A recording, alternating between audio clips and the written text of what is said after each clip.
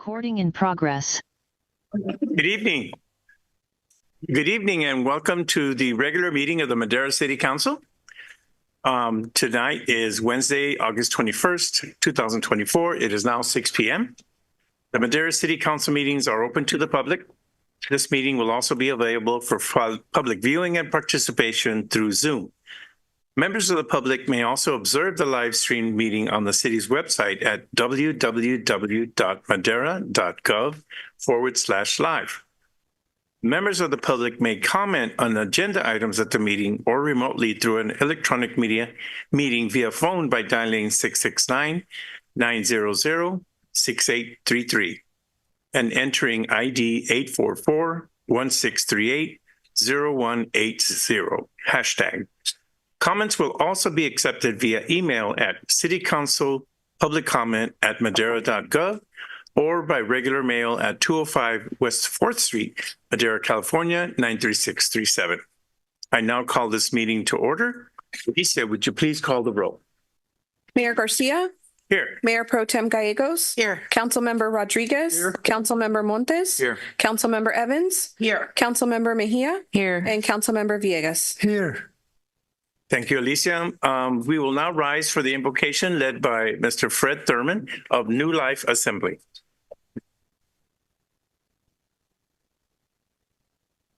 Thank you all. Let's bow our heads this evening in prayer. Heavenly Father, we come to you this evening on behalf of the City Council here in the meeting tonight. We ask for your sovereign will be done, your blessing upon the meeting. And we pray for our leadership here, Lord, that all the decisions that are made are fair and just and for the best of our citizens. We give you praise today, Lord, for bringing blessing to the city of Madera and prosperity and blessing into our city and government and the homes of our city, Lord. We ask for protection upon our city and our citizens. We ask God tonight for your hand upon us. In Jesus Christ's name, amen. Amen. The Pledge of Allegiance will be led by Ellen Bitter. Ready, salute. I pledge allegiance to the flag of the United States of America and to the republic for which it stands, one nation, under God, indivisible, with liberty and justice for all. Thank you very much. We will now move on to the approval of the agenda. Do my colleagues have any suggestions or questions about the agenda? I do want to see if my colleagues will allow me to move item E3 to the above the item A, public hearings. We have some members of the public wishing to discuss this issue, so I'd like to move that up. Can I have approval from my colleagues? Motion to approve. Second. And to approve the agenda? And to approve the agenda. Okay, motion's been called for to approve the agenda. And all those in favor say aye. Aye. Any opposed? The ayes have it. Agenda is approved. Thank you very much. We will now move on to presentations. We have a presentation tonight recognizing National Senior Citizens Day. Frank, would you please come up? And your colleagues.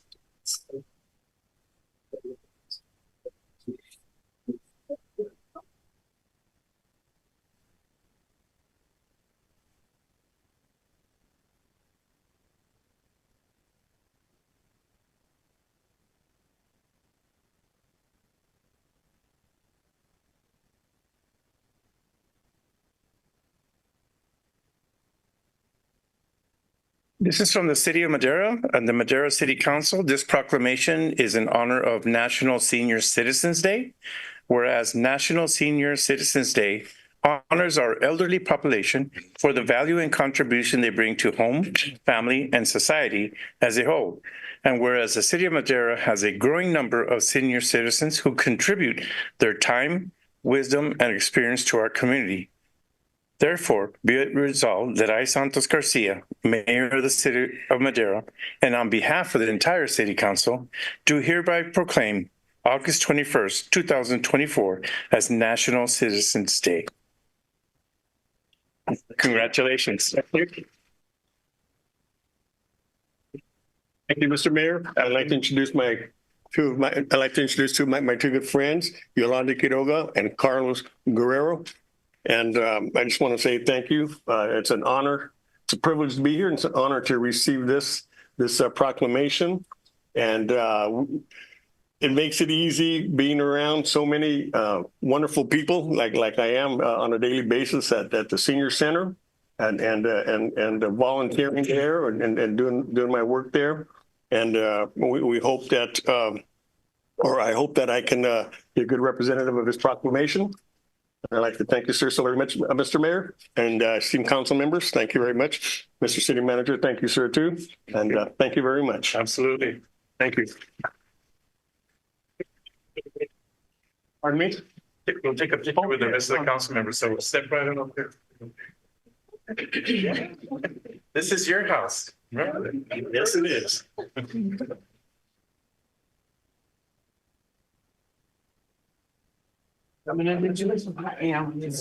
Takes a minute. Yeah. Let's see if I can get this out quickly.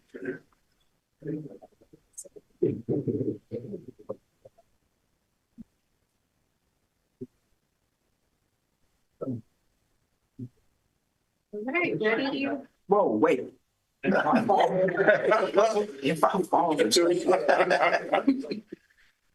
Ready, 1, 2, 3. Great, got it. Thank you. Thank you so much. Thank you. Thank you, Mr. Mayor. This one from here. Thank you, sir. Thank you. Yes, that's what I learned from your position. Yes,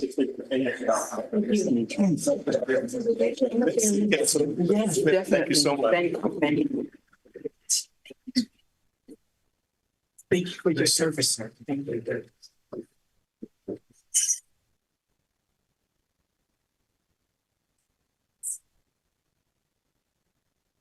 Okay.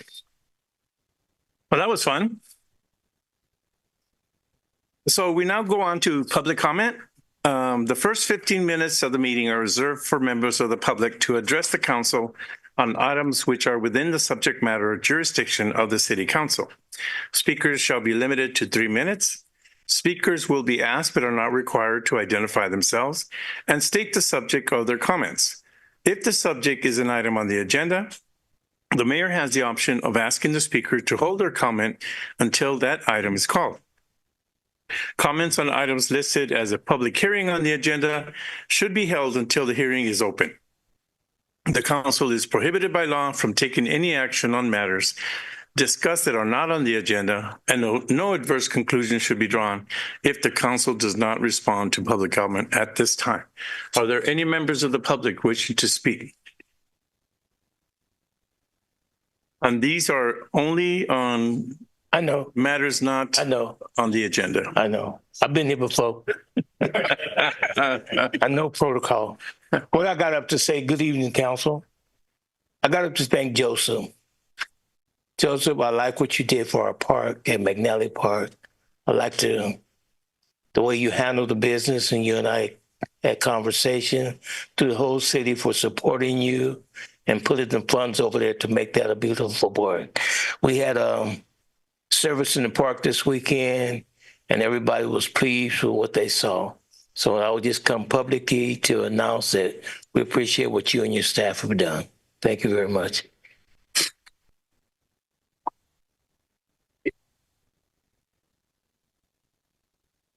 Are there any other members of the public wishing to speak under public comment? Thank you very much. We will close public comment and we will move on to item A, public hearings. Item A1 is a Measure T Annual Expenditure Plan. Mr. Mayor, if I may, I believe we moved item E3 to the top regarding the Juneteenth item. Sorry about I did that. and I forgot all about it. Man, see, that's why we have you here. You're doing a great job. Let me see, item E.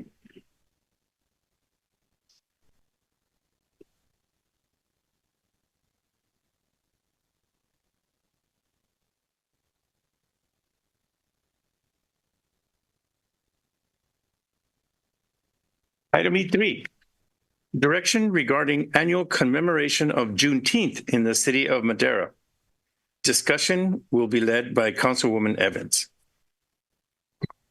Thank you, sir. Ever since the beginning of time, we look around and we were brought here.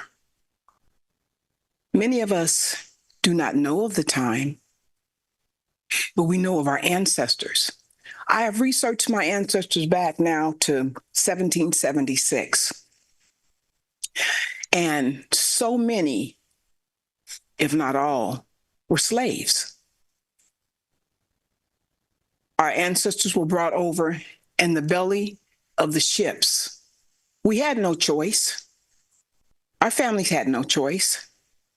They laid us in the bottom of the ship, head to toe, head to toe. So many of them didn't even make it. They laid in their feces. They had very little to eat, but they traveled here. They said Columbus discovered America. Okay. But so many times when you read back in the history books, the Indians were here. There were even African Americans here. There were even Mexicans here. But we celebrate Christopher Columbus. In 1863, the slaves were freed, free at last. But Texas decided that they didn't want to free the slaves.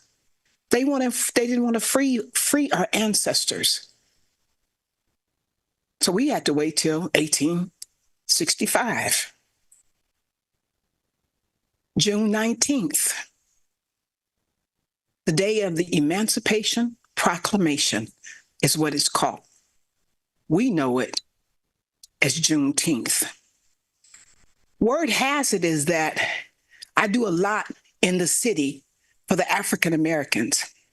Well, in this city, we only have 2,100 African Americans, but we have a population close to 70,000 people. We host Black Saints United in the city of Madera.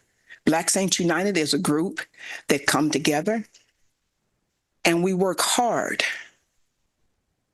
for Juneteenth. City of Madera, I represent that. I'm part of this body that sits up here.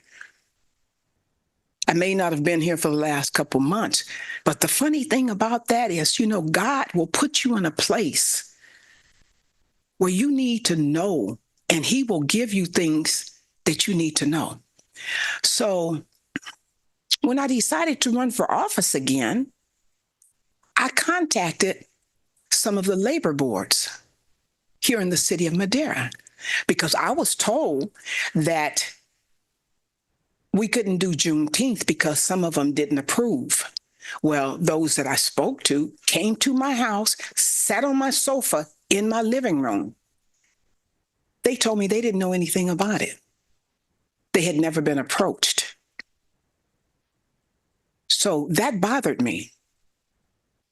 I came before the council. I asked that this item be brought back again.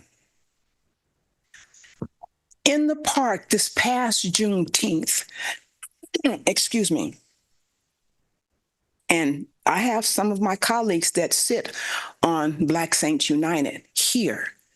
We had over 100 chairs. Joe from the parks, his people put the chairs out. The chairs were filled.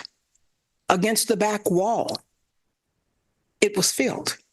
In the park, people brought lawn chairs, set up to see Juneteenth.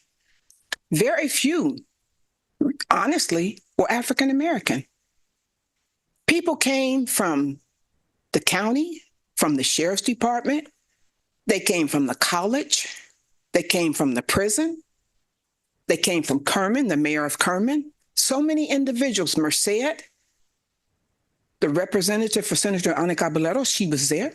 So many people came. So to say that it was only for Black people That's not true. I just recently found out that June the 19th, 2023, the state declared this on AB 1655 to observe and celebrate the end of slavery in the United States. Courts will be closed in observance of this judicial holiday. Other cities in the state of California, they do close. The schools close, the banks close, college close, so many different places close here in our city. But the city of Madera, which is this body and the people that house this facility and other places throughout, we don't. If we can recognize and take off for Columbus Day, where we were brought over in slave ships, why can't we recognize Juneteenth when we were freed? I'm sorry, I'm so tired of the excuses. But if we don't stand for something, we'll fall for anything. So I come today to ask each one of you, to ask my colleagues, to think about it. If you need to research and go back to some of the bargaining units, please do. But when you come back with an honest answer, because they sat in my living room and told me they never heard anything. Free at last. Free at last. Thank God Almighty, I am free at last. And everyone else in here is as well. Mr. Mayor, I thank you. Thank you very much, Councilwoman. Thank you. We will now open this item for public comment. Anyone wishing to approach the podium here may speak on this item if you wish. Feel free.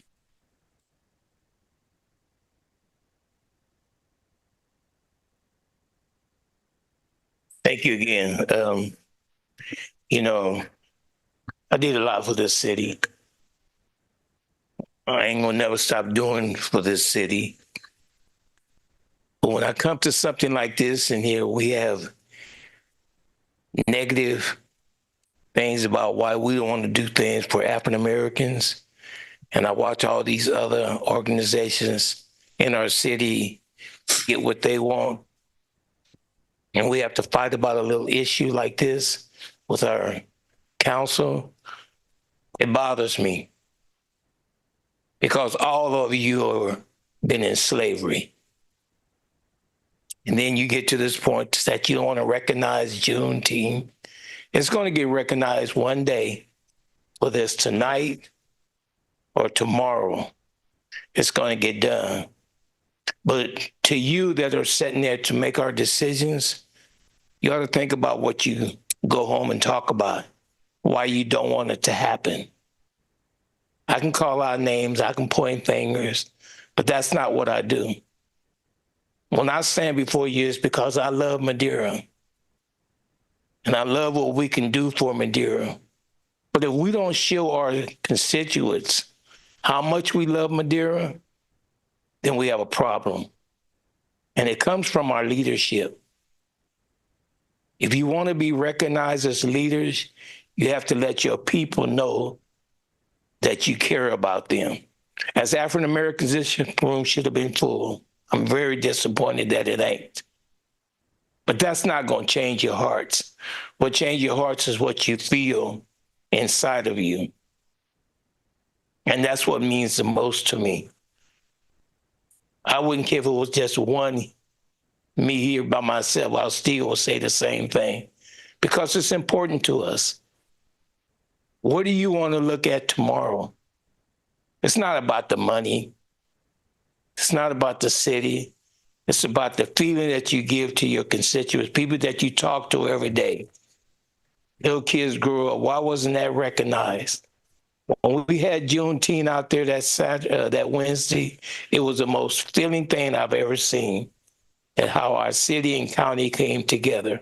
Yes, I'm going to the county and talk to them the same way, because this should be done nationwide, citywide, countywide, and we shouldn't have to argue this point.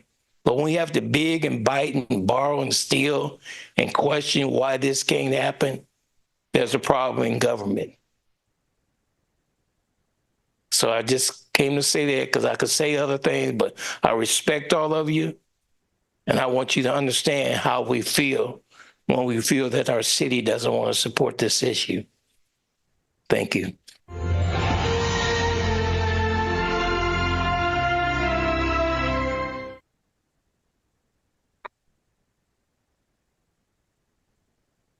I brought my flag too.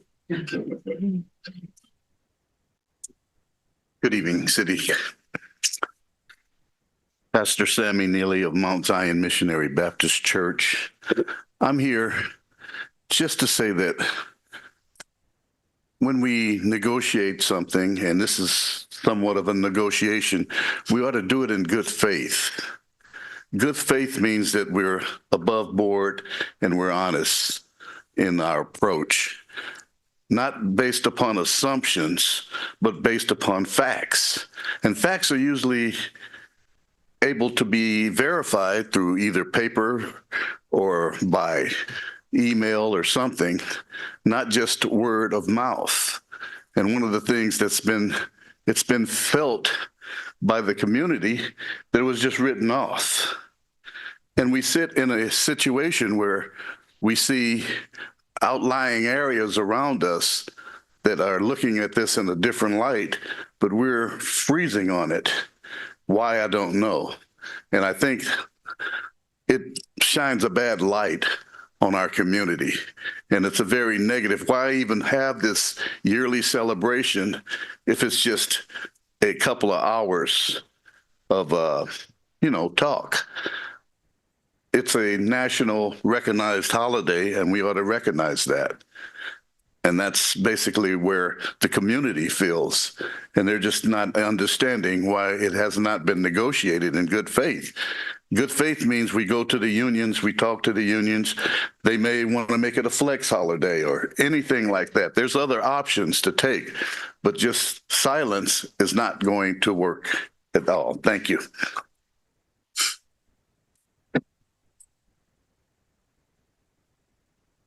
My name's Elaine Moore, and I'm from Fairmead. And I reached over to Barbara. I said, "Can I say something?" So, I'm from a large family, and we kind of call ourselves the internationals. We have blacks, we have Hispanics, we have French, German, Dutch, and I married the only Okie. But that's a whole nother story. But I get so teary when I think of this June 19th, because I was pretty ignorant about that myself. And to have a nephew and nieces who are black. And one time I heard parents or mothers speaking about having the talk about their sons.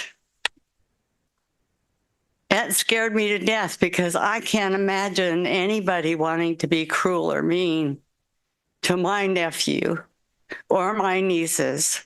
So anytime we as a group that come together, city, county, state, whatever, we need to celebrate who we are as a nation. And I just think that's very important. Thank you. Thank you. Is there any further public comment? Do we have any written or Zoom comments, Alicia? We have none, Mayor. Thank you.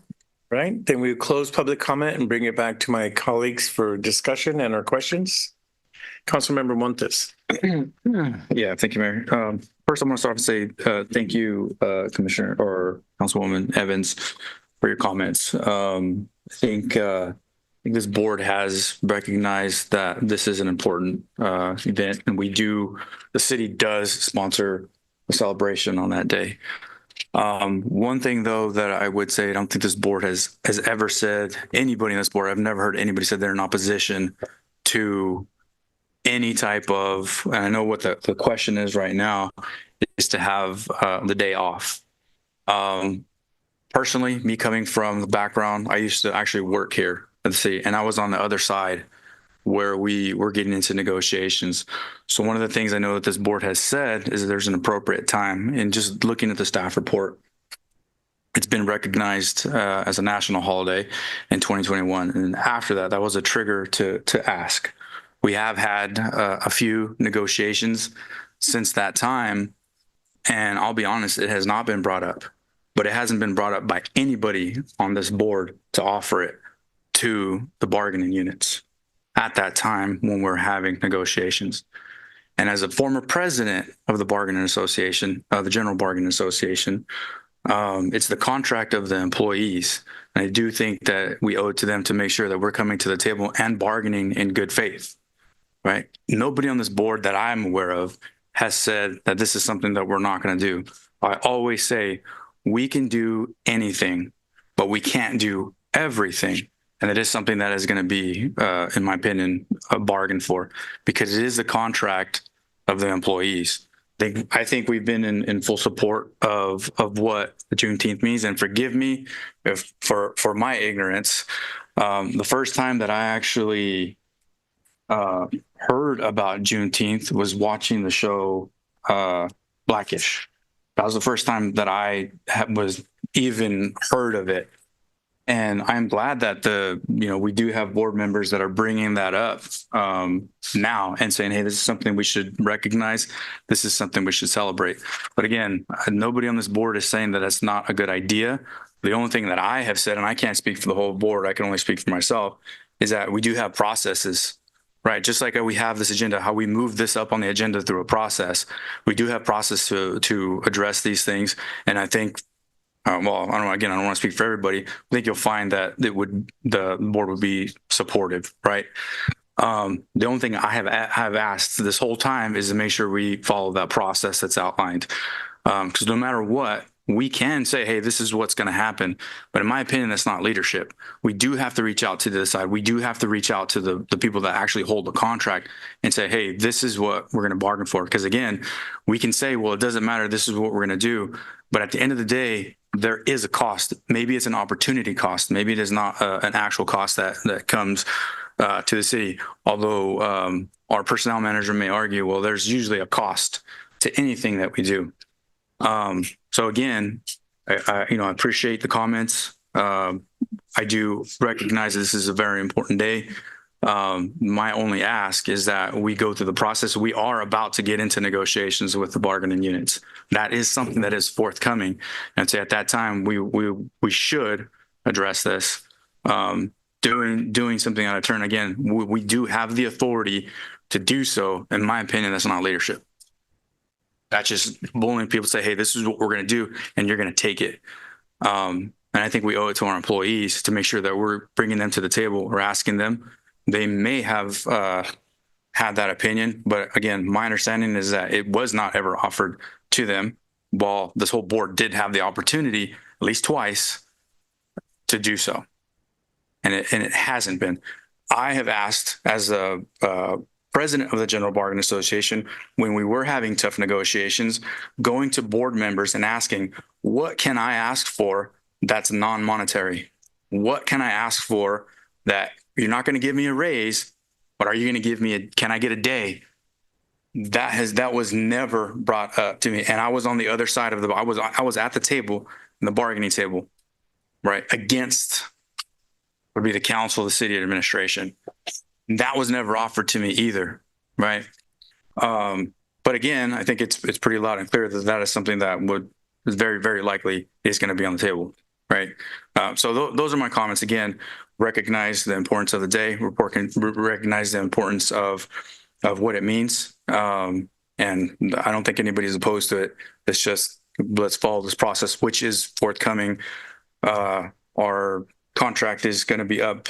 So we're going to be getting into negotiations pretty soon here. And so, that always, it isn't hey, let's meet one time and everything's going to be, butterflies and roses. We're all just going to agree on the first meeting. It's going to take some time, right? Because there are other things that go along with it. But again, the employees do deserve to be at the table and have a say in their contract. Those are my comments. This item was brought up, I can't remember whether it was last year or the year before, to make Juneteenth a day off for our employees in the city of Madera, but it didn't go anywhere. The council voted or decided not to take action. I believe that we can now take action. I think we should take action. As a national holiday recognized, we should follow suit in recognition of Juneteenth. I believe that we can negotiate with our bargaining unit employees. I believe that in good faith, we can make this happen. And it's not going to take anything from anyone. It's not going to take away from them. It's not going to take away either from our safety officers and all. And I think we should be able to do this.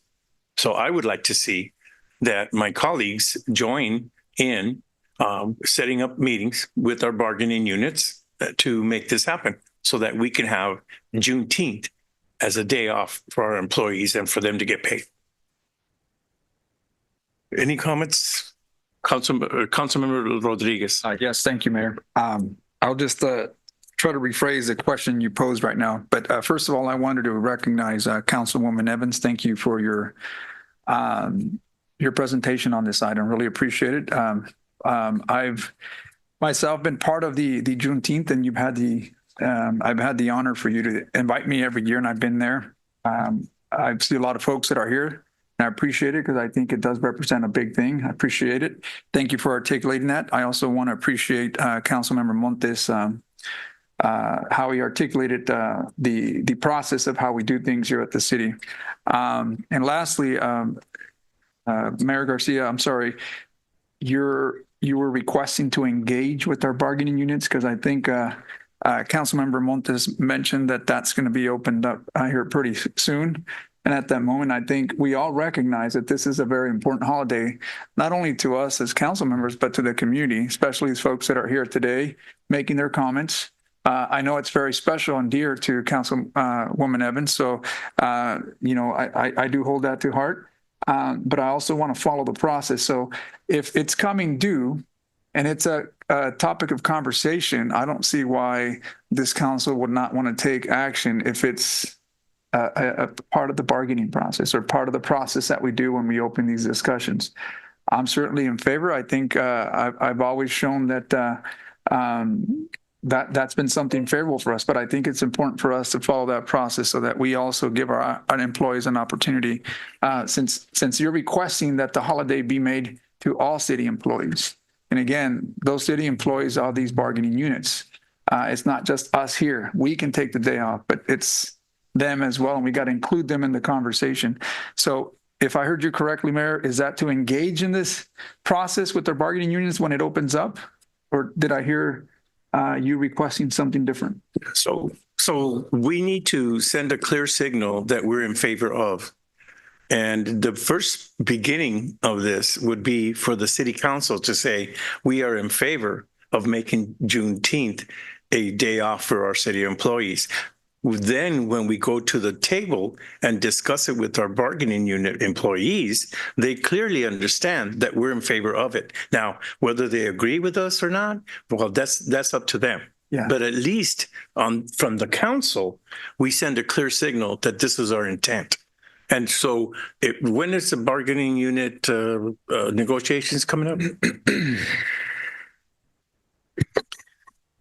If memory serves me, Mayor, the existing contracts with the 4 bargaining units have a sunset clause of end of June. And I'm going to, if Wendy's online, if she can correct me if I'm wrong.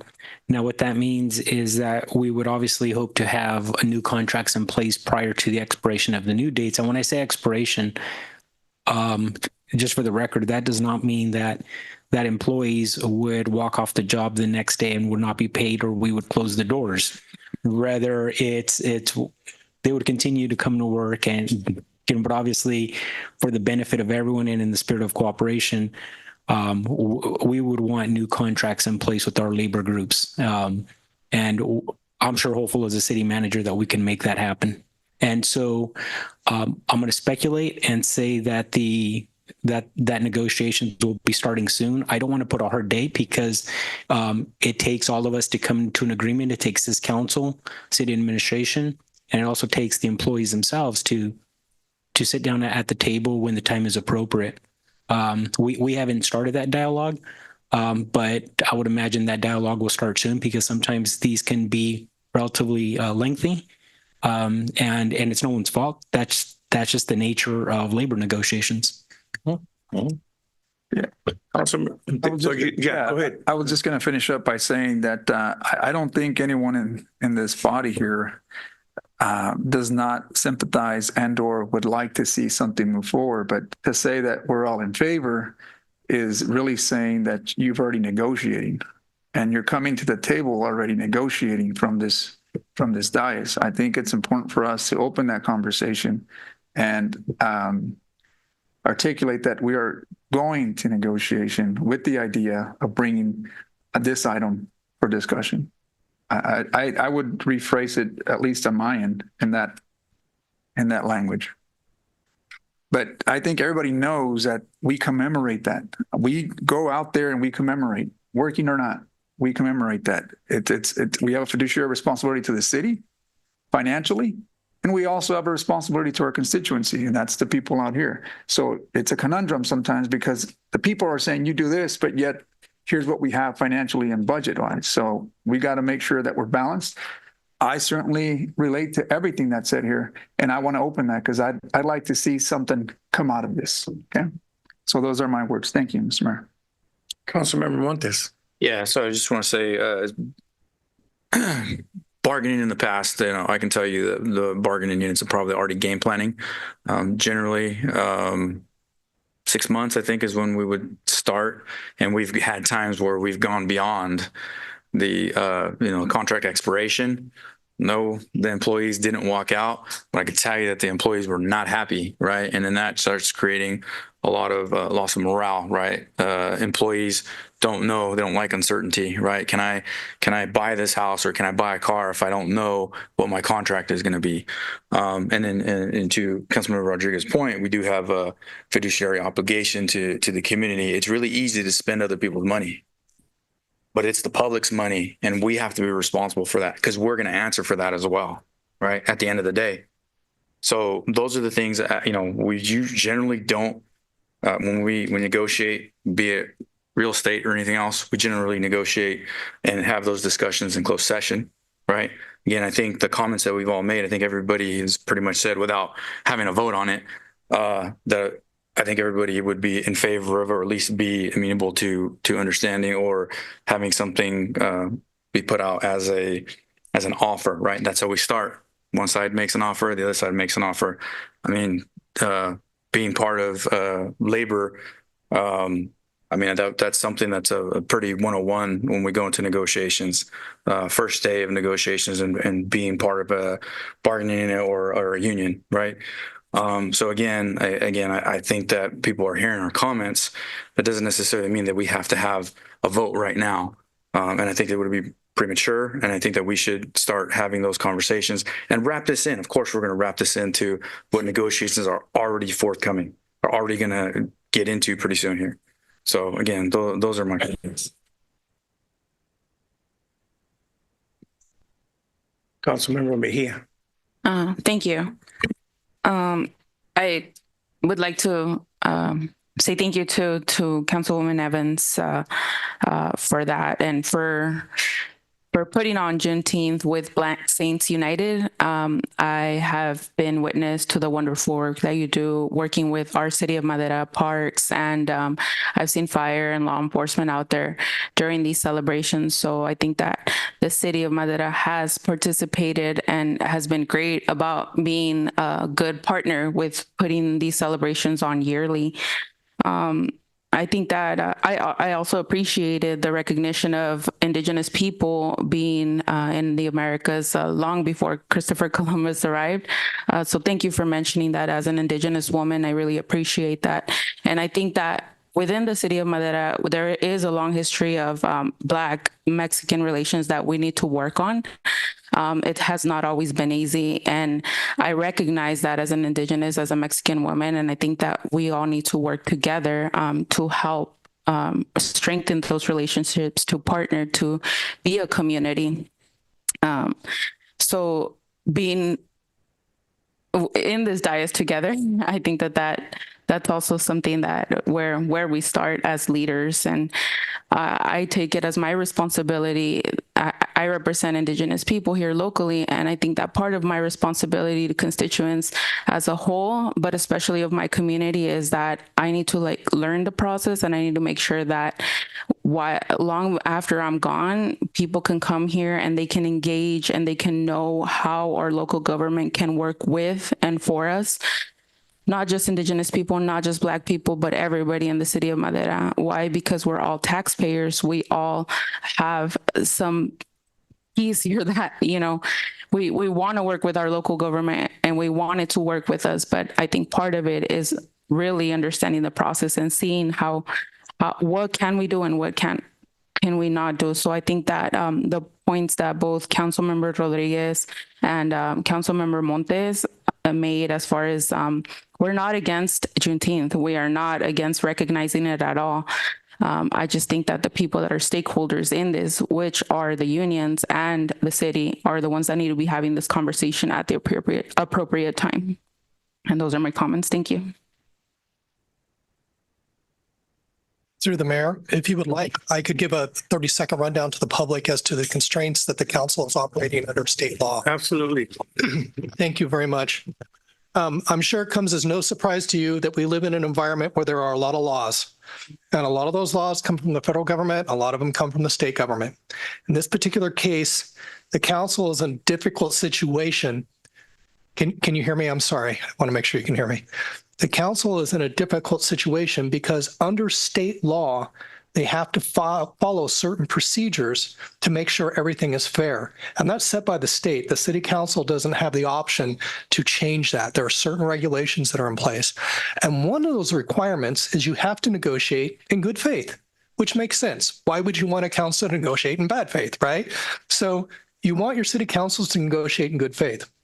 Well, I'm sure it comes as no surprise to you that a lot of attorneys have gotten involved and a lot of courts have gotten involved as to what good faith means.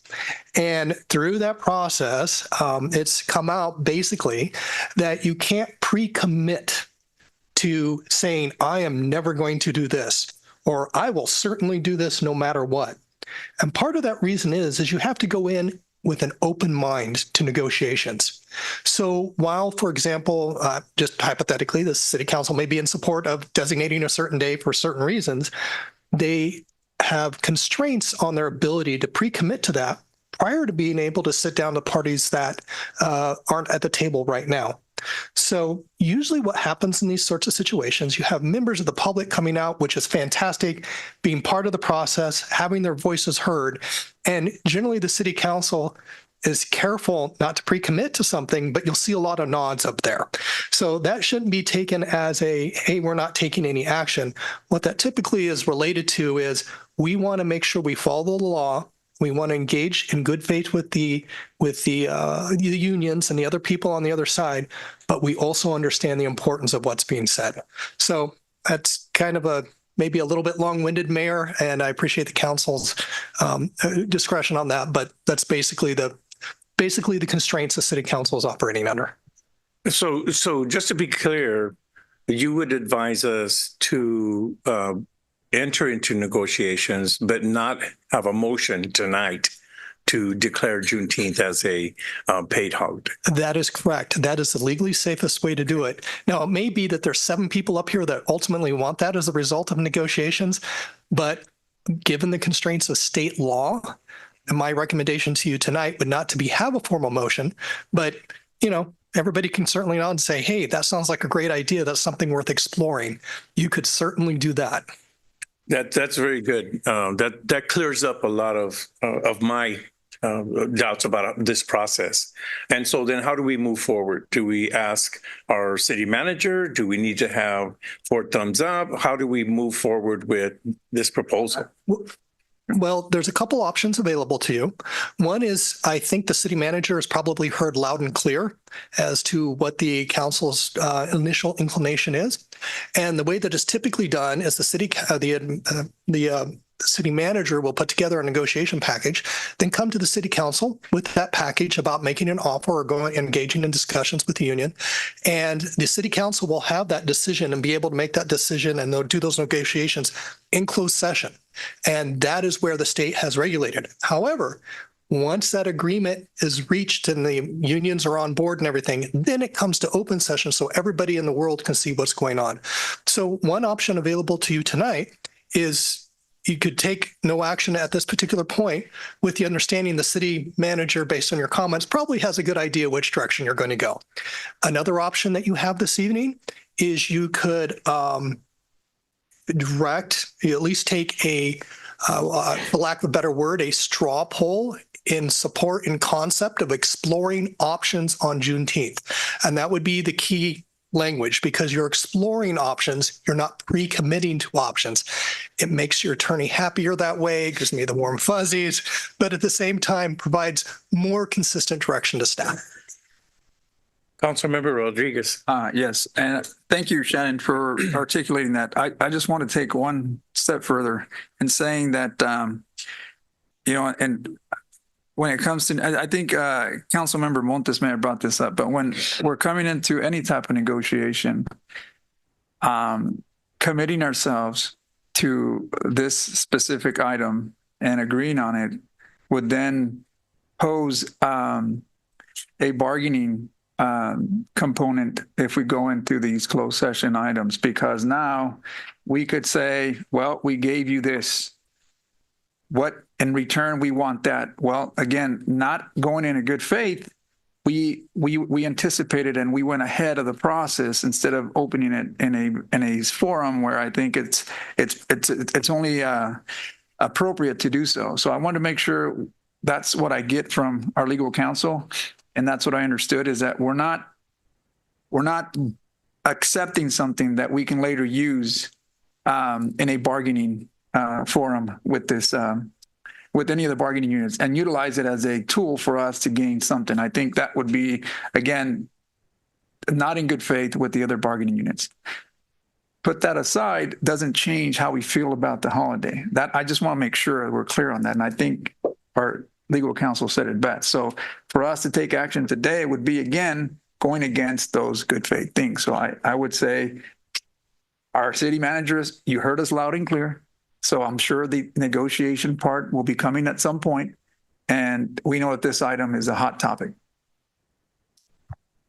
Don't know if we need to make a motion for anything, but I think, as our legal counsel said, I don't know, although you've heard loud and clear what this body would like to see. So you will be bringing this up with our bargaining unit as employees as a option? Or do you need direction? And before we meet with the bargaining units, city staff will come up with language that would first be presented to the city council in closed session prior to presenting it to the bargaining units. And so any offers presented to the bargaining units are first presented to the city council. Okay. Sounds good to me. Everybody else? Okay. I think we're good. Thank you very much for that. And thank you for coming in there. I understand what y'all saying. That don't sound right. We're here to find out. Mr. Hawley, Mr. Hawley, there's no public comment anymore. We already passed that. That's what bothers us. Yeah. Make those kind of decisions when we come out here. Mr. Hawley, thank you. So we will now move on to item A. And thank you, Shannon, for clarifying that. That's very important when you give us a sense of where we're at. So thank you very much. We now move on to item A, public hearings. Item A1 is the Measure T Annual Expenditure Plan, AEP, for the fiscal year 2024-2025. Thank you, Mayor. Good evening. My name is Ellen Bitter. I'm the Deputy City Engineer. I still say y'all were wrong.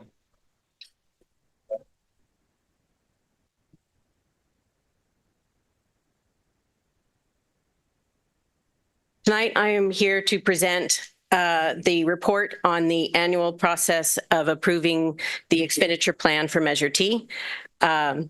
Just to recap, Measure T is the half-cent sales tax approved by the voters in November of 2006. It's only available for transportation-related purposes. The measure is overseen by the Madera County Transportation Authority, who also sits as the Madera County Transportation Commission. The current measure does sunset in 2027. There is a citizens initiative on the November ballot to renew Measure T using the investment plan that was created by the Measure T Steering Committee. The annual work plan under the current measure is to be adopted annually by MCTA, and they require that each local agency conduct a public hearing describing how they intend to use the funds for the next year. We're receiving an allocation of $4,940,364 for this year. And these funds were identified in the capital improvement plan and the city budget process. And so you have seen the proposals for these projects and how these funds were to be used combined with our other road funds. And again, I noted that this needs to be a separate action conducted through a public hearing, which is tonight's recommendation.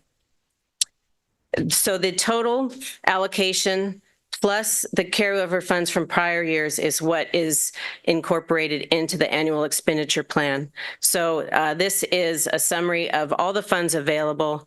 The column on the far right is what is available for programming in this year's annual expenditure plan.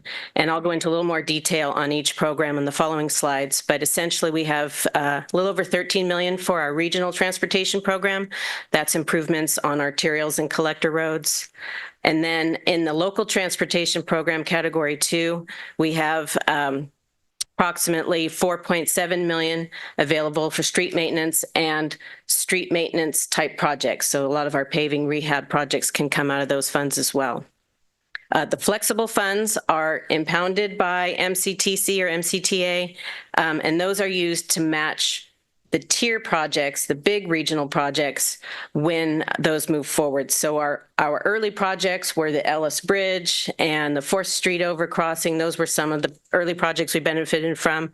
And we have a project or two at the tail end of the measure that these flexible funds would then match. And more specifically, it's the Cleveland Avenue widening, I think, is next in line.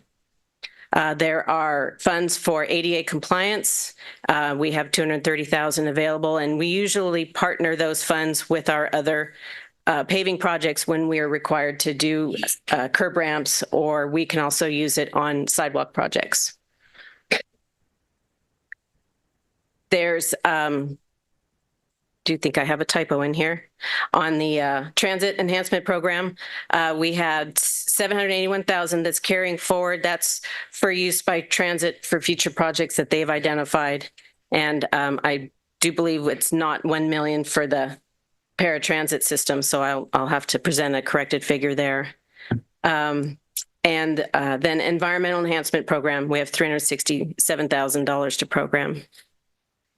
So in detail, in the regional program, our planned expenditures for this year are for the top 3 or the top 2 projects, R79 and R81, are street rehabs, street rehabilitations on collectors and arterials. And I will have a map of that coming up in a bit. We're also working on the traffic study for the Almond Corridor, and that is nearing completion. We'll present those results, and then that will move us forward into our Almond Avenue project. We are also kicking off the engineering for the Howard Road Storm Drain Project, partnering with some other funds we've received, and to get that project planned and shelf ready, and then continue to seek the funds needed for a complete project. We're also matching a federal grant for the D Street and South Street traffic signal with these funds. We are putting placeholders on funding that was in our original $13 million. We had to program for projects that will likely be expended after next year and future years beyond that. And that includes the Olive Avenue widening, the Lake Street widening, Pine Street Improvement Project. I noted the Cleveland Avenue widening. We have some funds set aside to start the engineering phase, so we're ready to move into the larger project when those funds become available. And then again, the Almond Avenue extension, this is the funds that we're setting aside for when we're ready to move to that design. This is a map of those projects I just noted, showing what is basically on deck for coming years, not this next year, but future years. So again, Cleveland Avenue, the red line is the Tier 1 project. We've talked about the Lake Street widening, and we're probably going to spend a little time, maybe revisit the scope of that project with council to make sure that it's the intent of what the city wants going forward. Olive Avenue project is one that is nearly completed, just with issues with staffing and other priorities that come up. We haven't been able to continue our negotiations with the railroad for that crossing.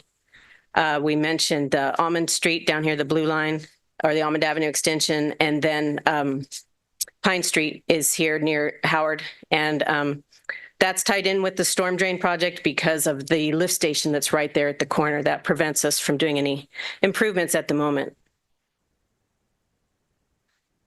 So category 2 is the local transportation program. The bulk of this goes to our street maintenance department. However, we have been able to combine funds that haven't been spent in prior years, and we are proposing a project. It's called R99.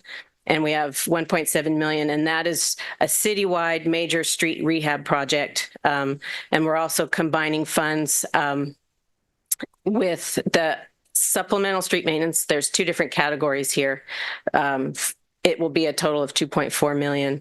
Again, we also have another seals and overlay project. We're matching with our RMRA funds, so we can do a much bigger project. And then again, the balance of the funds gets transferred to street maintenance. The ADA compliance is participating. It assists with the match funding for 3 sidewalk projects, the Schnorr Avenue sidewalks, Washington School sidewalks, and then we have a general pot of money we set aside every year when there are sidewalk needs, that we have these funds available to help move a project forward. There are $400,000 set as planned expenditure for the bus shelter relocation project for transit. And the last program, environmental enhancement, again, this is matching funds for federal grants that for the alley paving projects because we're improving air quality. And then again, more matching funds for the sidewalk projects. So how do we select the projects that we use the Measure T funds on? It's part of the overall capital planning project process. We look at all of our funding sources available and try to maximize how we spend those funds, given each pot has its own restrictions. We coordinate also with any underground utility projects so that we're not paving our streets before we put in the necessary infrastructure or repair the necessary, sewer and water mains that are underneath the roadway. And we do have a list of projects from Public Works and Engineering, from observation or public comments of streets that need to be addressed. In this year, the Measure T is providing 46% of the total funds for our road rehab projects. And so we are using Measure T funds, the gas tax, which is the road maintenance and rehabilitation account, RMRA. CRISA it's a federal acronym for some funds that were made available through COVID. And then the local partnership program funds are also part of the SB1 gas tax. So we combine all those funds, and as you can see right here, we have 6 projects slated to receive funding. And this is a map of where all those projects are intended to go. So we try to cover as much ground in the city, and they're strategized based on how we can spend the funds as well. If it can only be spent on collectors or arterials, as I noted, or I'll get to a little further, we're trying to do a renewed focus in a lot of our residential streets as well. So This project, R99, 2.4 million. Right now, we do not have, so none of the streets on that map I just showed you are for the R99 project. So we are working on an update to our pavement management plan, and we expect and anticipate that what's kicked out of that update will help us allocate these 2.4 million, what projects those are going to go to. And just to, we talked a little bit about this in the CIP process, but I thought I'd bring it back on what the pavement management plan is. It's a strategic method for assessing, planning, and scheduling road maintenance to ensure the optimal performance and longevity. It incorporates through software a decision tree of treatments, how we're going to treat it, whether it's a chip seal or a full reconstruction or an overlay, and that's based on what condition the pavement's in, its pavement condition index, and what type of street. Is it a collector, arterial, or local? And then we import what funds we have available for all of our street projects, and then it suggests a optimized program. We're not bound to that, but it's a good starting point. It's a very objective list, and then the city can make amendments and adjustments to that list as best suits us. The plan will ultimately be set to achieve a certain goal, and this is just an example. Let's say we wanted our overall pavement condition index to reach a PCI of 65 in 5 years. It takes that goal, and that's how it optimizes the program. We can adjust it based if we want a higher PCI, or again, if we have more funding that we want to look at, if we have more funds available, what that program would look like. I know we're going to be running several scenarios with and without the renewal of a measure. What does that do to our program? And we'll have that information available to use as we move closer to the ballot. So we updated our street condition survey. The previous one was in 2016. And part of the pavement management plan update was driving all of the streets and coming up with an updated condition index. And this table presents the results. The arterials were at a PCI of 66, collectors 64, and the residential local were at 57. So as I noted, with a lot of our pavement rehab projects, we're planning to invest in our residential and local streets to try to bring those up to a better PCI. We hope to have the final draft of this pavement plan in October, and we'll present the findings to council. And then it will also generate the next several years of our projects for Measure T and all of our other funding sources as well. So tonight, we're happy to receive input from the public hearing, and our recommendation is to adopt the resolution approving the Measure T annual expenditure plan for fiscal year 24-25, which is the exhibit to the resolution, and authorizing the submission of the projects to the Madera County Transportation Authority. So that does conclude my presentation, and happy to answer any questions. Thank you, Ellen.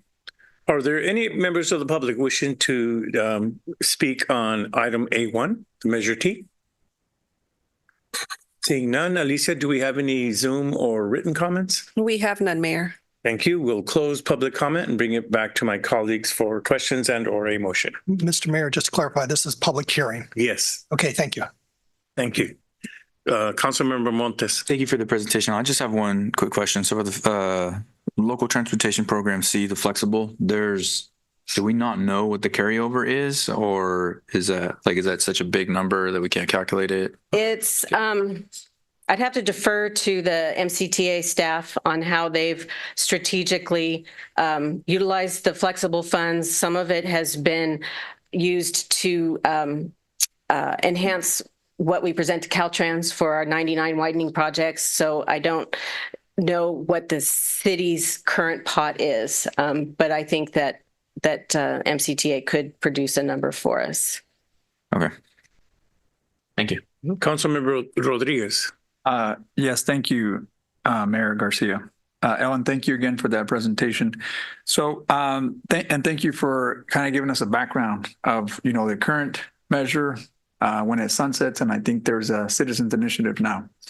So part of the annual expenditure plan that the MCTA was working on prior to this citizen initiative was that we wanted to make sure that the public had an opportunity to have at least 30 days after you presented an annual expenditure plan. And that was part of it. Don't know that it ever got to that, but that was the discussions after we had brought it to the council. So I know that this item here has to be done per the strategic plan. We have to go through a process of a public hearing. Now, how soon do we have to have this over to MCTA or MCTC? They would like to present the annual expenditure plan for the region at their September board meeting, which is mid-September. We would need to have it the week prior. I don't have a calendar in front of me, but it's probably shy of 30 days, but there's time if public reacted to what was presented tonight and wanted to share their feedback. I've never seen public really share a lot of feedback on these annual expenditure plans, but as a president, I think we should open that up for 30 days, maybe a second hearing that would allow us to approve it, come before us, present, and then give it 30-day period and possibly go back and approve it so that not necessarily, because this will be something that'll be coming up in the future with the Citizens Initiative. That was a proposed, but it never really got implemented because it came after the fact. But I think it would just show a good precedence that we, as a city, not only do we have the capital improvement plan, we go through certain public hearings, we ask for feedback, and typically it goes silent. But there's nothing in this council that want to push projects a certain way that don't, the projects impact our city and our residents. So we're trying to make sure that that's done in a proper way. But my concern was only, are we giving enough time for people to give comments and or feedbacks with this public hearing? And maybe that's not a question for you. I'm just saying it out loud. Should we allow additional time? That was my only concern, because I think that was one of the comments that I heard consistently as we were looking through this new annual expenditure plan with the MCTA. That being said, that's pretty much all I have. I know that all the numbers that we're doing today, this is on for the current measure that exists.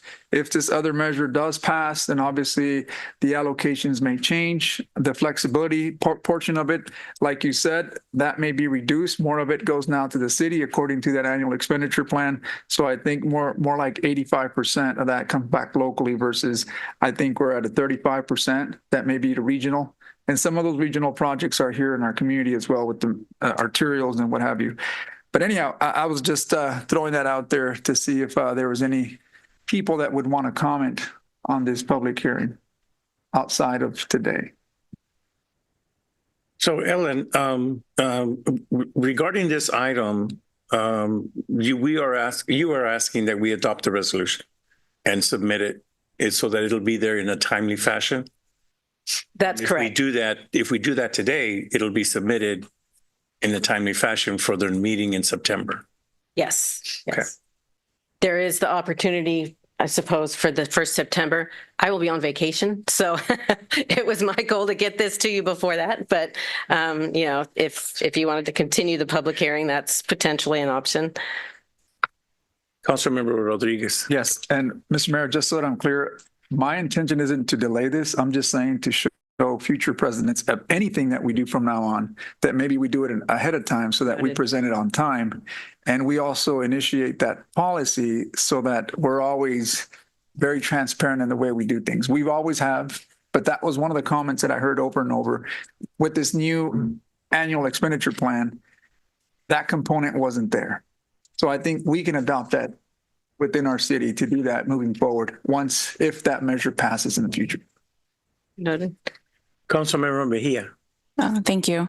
I would be very much in support of the 30 days. And then I would ask that if it would be possible to do awareness about it beyond what's legal, like through the social media channels, to make sure that it's out there and that everybody had an opportunity, whether the citizens choose to engage or not. That's them, but I just would like for it to be very out there.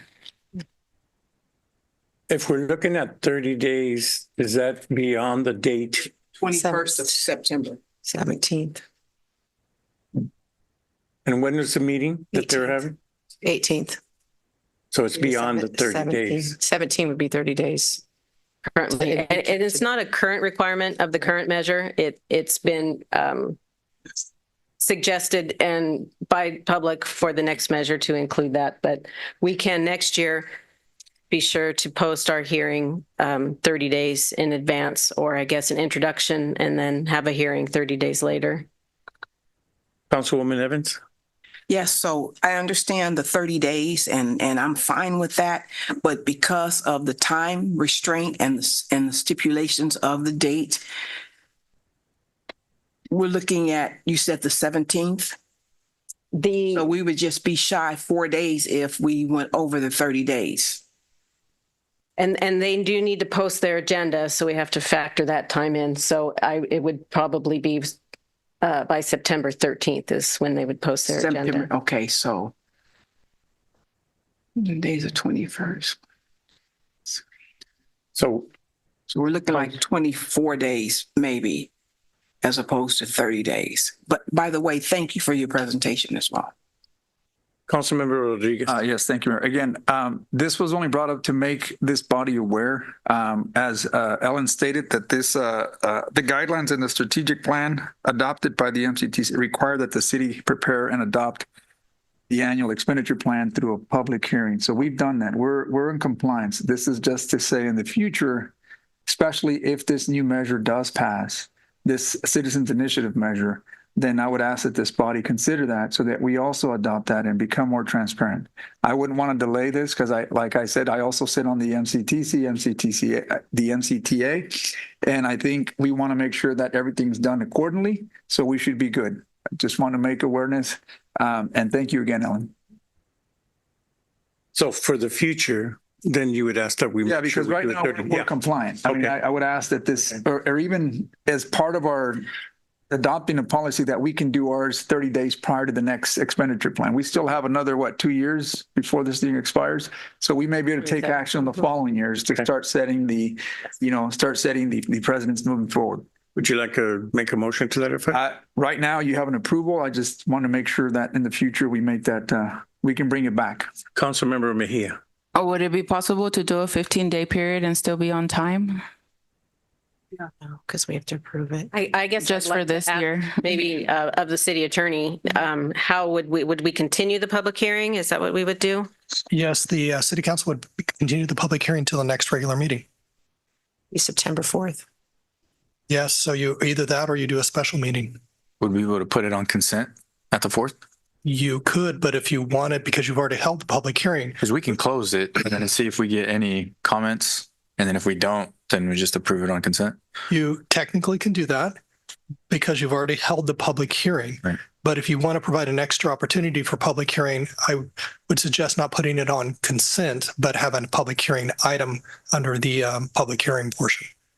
So put it on as a public hearing on the 4th. That way you give everyone an opportunity if they want to come to our meeting. So the motion would be to continue the item to A1 to September 4th. And then staff would just basically use the exact same staff report, documents and everything else and just put in a slip page saying this was continued item. And then at that time, you could choose whether to open up the public hearing or not. Okay. Councilmember Montes. I think the answer, Marcus, because Ellen's not going to be here for that. So we have a public hearing and Ellen won't be able, our expert won't be able to answer questions unless you want to call in, which I doubt she does. Let's see, what time will it be in Hawaii? No, I don't. Just kidding. No. But Keith is well versed on our program, and he, I'm sure, could stand as well. Yeah. I'm sure the world is not going to blow up, but if we don't, Keith's going to be. Okay, so do we have a motion, Mr.? He got his hand up. Who does? Keith. Oh, Keith. Yeah, I'm right here. I can go ahead and give the public hearing next time around, go through the staff report or go through the PowerPoint that Alan prepared if that's council's desire. All righty. Thank you. So do we have a motion to continue this until our next meeting on the 4th? I'll bring the motion back to continue until September the 4th. I second it. Motion to bring this item up on September 4th as a public hearing by Councilwoman Evans, second by Councilwoman Mejia. All those in favor, say aye. Aye. Any opposed? The ayes have it. Motion passes. Then we will. Thank you. And just to clarify, that's at the regular meeting Yes, on the and at the 4th. regular time on the 4th. Thank you. Correct. Thank you. All right. Guess you don't have to cancel your flight after all. We will now move on to item B, consent calendar. Matters listed under the consent calendar are considered routine and will be enacted by one motion and one vote. There will be no separate discussion of these items. If discussion is desired, a member of the public or a member of the council may request an item be removed from the consent calendar and it will be considered separately.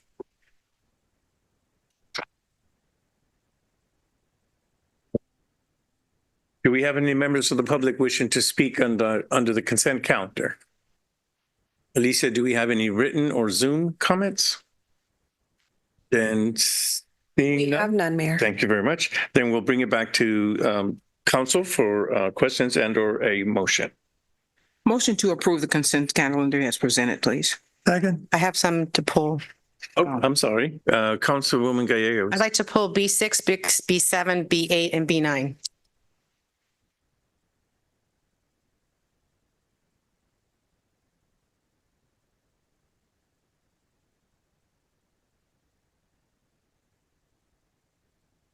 Eight and 9. 6, 7, 8, 9. Okay. Ready? Ready for discussion? Okay, I pulled these items because I feel that the public, I thought we had a big audience, but even the folks at home need to hear all the wonderful things that our staff has been doing and have completion of a lot of projects. The first one is B6. We have completed the renovation of the kitchen at the Frank Burgon Senior Center. I've gotten a lot of phone calls on that, so woohoo for that being completed, and did see that yesterday. B7, accepting the completion of the renovation of our Cook Water Tower. A lot of people have been calling in and putting things on Facebook about that. So congratulations to our staff on that. B8 is the acceptance of the construction of the new police department parking lot that we so needed. And we've been waiting a long time for that. It's kind of like there's the cookies in the cookie jars and you just can't get it. It was kind of like our officers wanted to park on that lot but couldn't get there. So that is a win for our officers. B9, engineering front counter of the ADA upgrades. Boy, we've been waiting for that at that counter, and it is complete. So woo-woo for our staff that pushed that project through, and I just congratulate everyone that was a part of that, and it's a lot of hands that touch that, to the finance, to our workers, to contractors, to RFPs, and you name it. So for that, at this moment now, I have given the update and thanked our staff for all their hard work, and with that, I would like to approve the consent calendar as presented. Are there any further comments? I'll second that. Motion by Mayor Pro Tem to approve the consent calendar, second by Councilmember Rodriguez. All those in favor say aye. Aye. Are there any opposed? The ayes have it. Consent calendar is approved. Through the mayor, just for my purposes. So that last motion did the entire consent calendar, including B6, B7, B8, and B9. Yes. Thank you very much. Including, yeah. So now there are, item C, there are no workshops. So then we will now move on to item D, petitions, bids, resolutions, ordinances, and agreements. Item D1 is presentation and adoption of fiscal year 2024, 2025 proposed budget. Mr. Lima.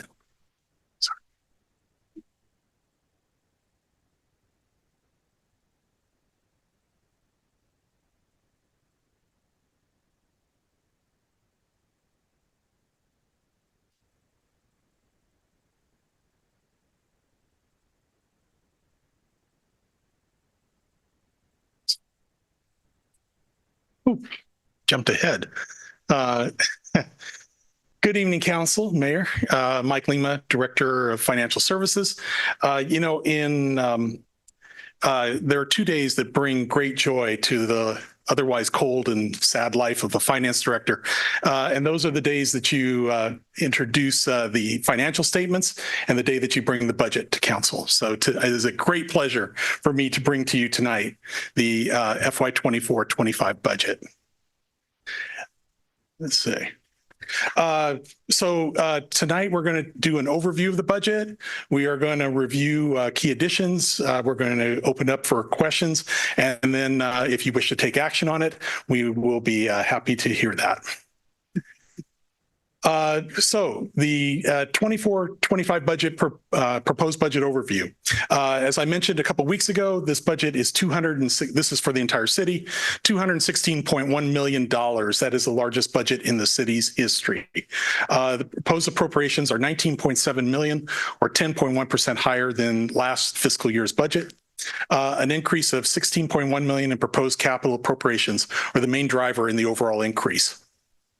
Our FY24-25 proposed revenue is $226.8 million, which is $24.8 million, or 12.3% higher than the adopted budget of last fiscal year. This proposed budget does include the use of $48.5 million of fund balance across all funds, which were used to balance appropriations. Here are the revenues by category. The figures highlighted in red are the fiscal year 24-25 revenues. Quite a bit of growth in federal grants. We are also seeing some growth in charges for services and a little bit of growth in taxes as well. And you do see that $48.5 million of carryover that is being used. Citywide expenditures, these salaries and benefits are going up about $5 million from, or no, $3 million from last year. But notice the capital outlay going from 15 million to 97. That is the big driver. Again, you're going to hear me say this over and over: capital, capital, capital. That's the highlight of this budget. Citywide expenditure by department. Again, keeping on the capital theme, you'll notice the engineering budget. We had spent $9.1 million. We're proposing $29.3. That's actually down from the previous fiscal year's proposed or adopted budget, but it's still pretty high compared to actual expense. In our police budget is actually remaining relatively flat compared to actuals, but down slightly from last year's budget. Public Works, though, is expanding quite substantially. We're looking at going from a budget of $76.9 million previous fiscal year to almost $100 million, and that is all capital. You're going to get tired of me saying capital, or maybe it'll turn into a drinking game. Who knows? Anyhow. Proposed general fund overview. So 24-25 general fund proposed appropriations are $42.6 million. That's about $300,000 lower than the last fiscal year. And that is because revenue is declining slightly. We've got, even though revenue is balanced, we used about $800,000 of carryover to balance it. But overall, proposed revenue is down $600,000 from last fiscal year. The decrease is mainly due to grants that were received last fiscal year that are not being rebudgeted again. Here is our general fund revenues. Again, taxes have a slight increase, but as you see, and as something I've been saying over various workshops that I've done, the revenues are relatively flat. We were not seeing a lot of growth in revenues in the general fund this year. So it really drove our discussions and our recommendations on the appropriation side. And you do see the $800,000 of budgetary carryover that we use to balance this fund. That actually is part of council direction. That $800,000 is being transferred out to other funds to pay for healthcare and also for the stipends. In total, the increase was $1.8 million. We didn't need to move $1.8 million. We only need $800,000 to make it all work. So a little bit of savings on that side. General fund expenditures by category. You'll notice salaries and benefits are remaining relatively flat. They're going up. We're proposing about $1.8 million in the general fund over previous fiscal year's actuals. We are also seeing increases, slight increase in special payments and also in transfers out, but otherwise it's a relatively flat budget. And here's the general fund expenditures by department. Again, the big department in the general fund is police, but their budget is actually coming in lower than what their actuals were in the previous fiscal year. So again, that's police has taken a hard look at their budget, moved a lot of costs over into grants and other special revenue funds. And so there's less of a burden on the general fund that they are having at this time. You are seeing increases in public works, and you're also seeing an slight increase in parks as well. Personnel changes in the 24-25 budget. Full-time equivalents are decreasing from about 318 and a half to about 301.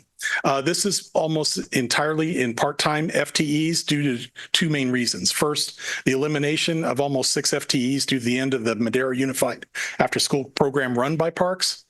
And then also we did an analysis where we compared budgeted full-time equivalents to what they're actually being used. And the result of that was kind of right sizing the whole part-time FTE structure that was needed to staff programs at parks and other departments. There are no new positions proposed in this budget. However, there are 2 position conversions. Both will be brought back to council at a future meeting for consideration of final approval.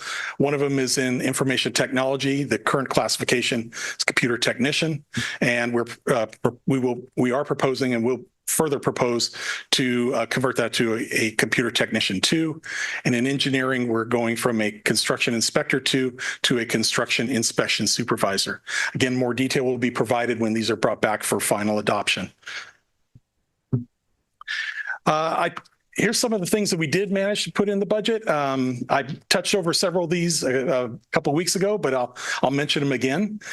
We have in fleet, we're proposing to purchase a new dump truck, $450,000. We are purchasing an electric street sweeper. It is the first electric street sweeper in our fleet, $500,000 for that, as well as a tractor for the Safe and Clean team of $110,000.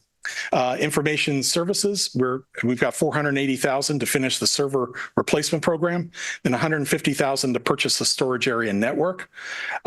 Human resources, we have $20,100 roughly for recruitment and onboarding software modules.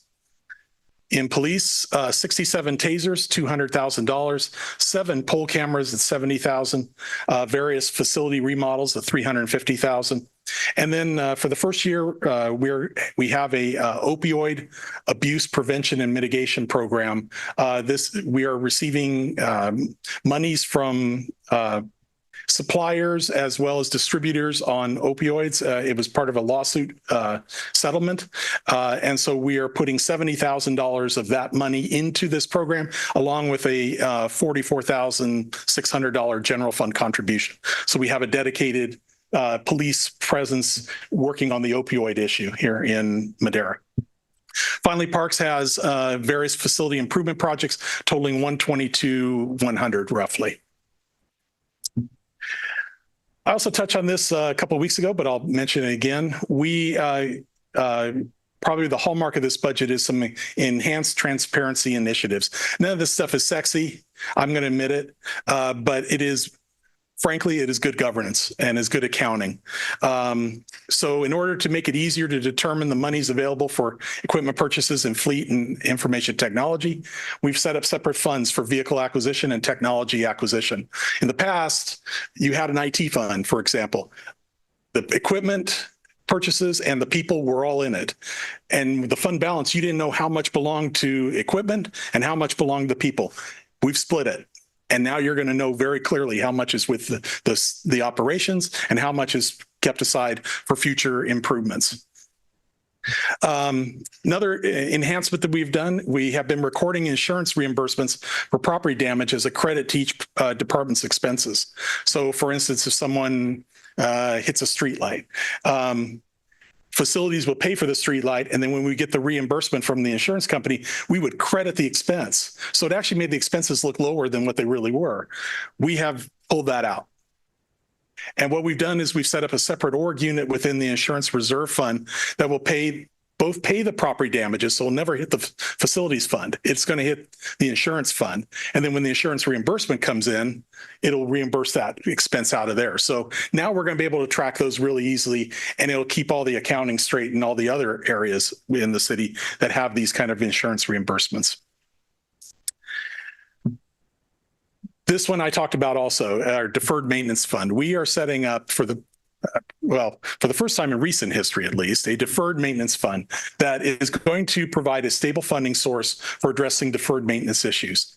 We're moving in about 368,000, but we are planning to make some expenditures in the upcoming year. We've got 2 HVAC units at the police department we're proposing to replace, as well as 2 HVAC units at Fire Station 57. Both of those cost about $30,000. The big project that we're saving up for is to re-roof the entire public works complex. That is projected to be about a 4-year saving. We're going to be saving money up for about 4 years. We're starting with $200,000. That's going to be in that pot to be able to address that. Initial funding from this is coming from the facilities fund balance. Our fire equipment replacement program back in 2018-19, the city created a Measure K equipment replacement program. We initially contributed $200,000 a year, but in response to increasing costs, we bumped that up to $490,000. That $490,000 allocation is in this budget as well. We are keeping that. We are, as I mentioned before, we are proposing the purchase of a tractor for the Safe and Clean team of $110,000. That is being paid out of this program. Measure K revenues are flat, just like all the other revenues in the general fund. Measure K, as you know, is a sales tax. Our sales tax revenue is actually slightly down. So is Measure K. The budget estimate for the previous fiscal year was $7.2 million. For FY 24-25, we're projecting $7 million. That's split evenly between police and fire. And it is accounted for in separate funds.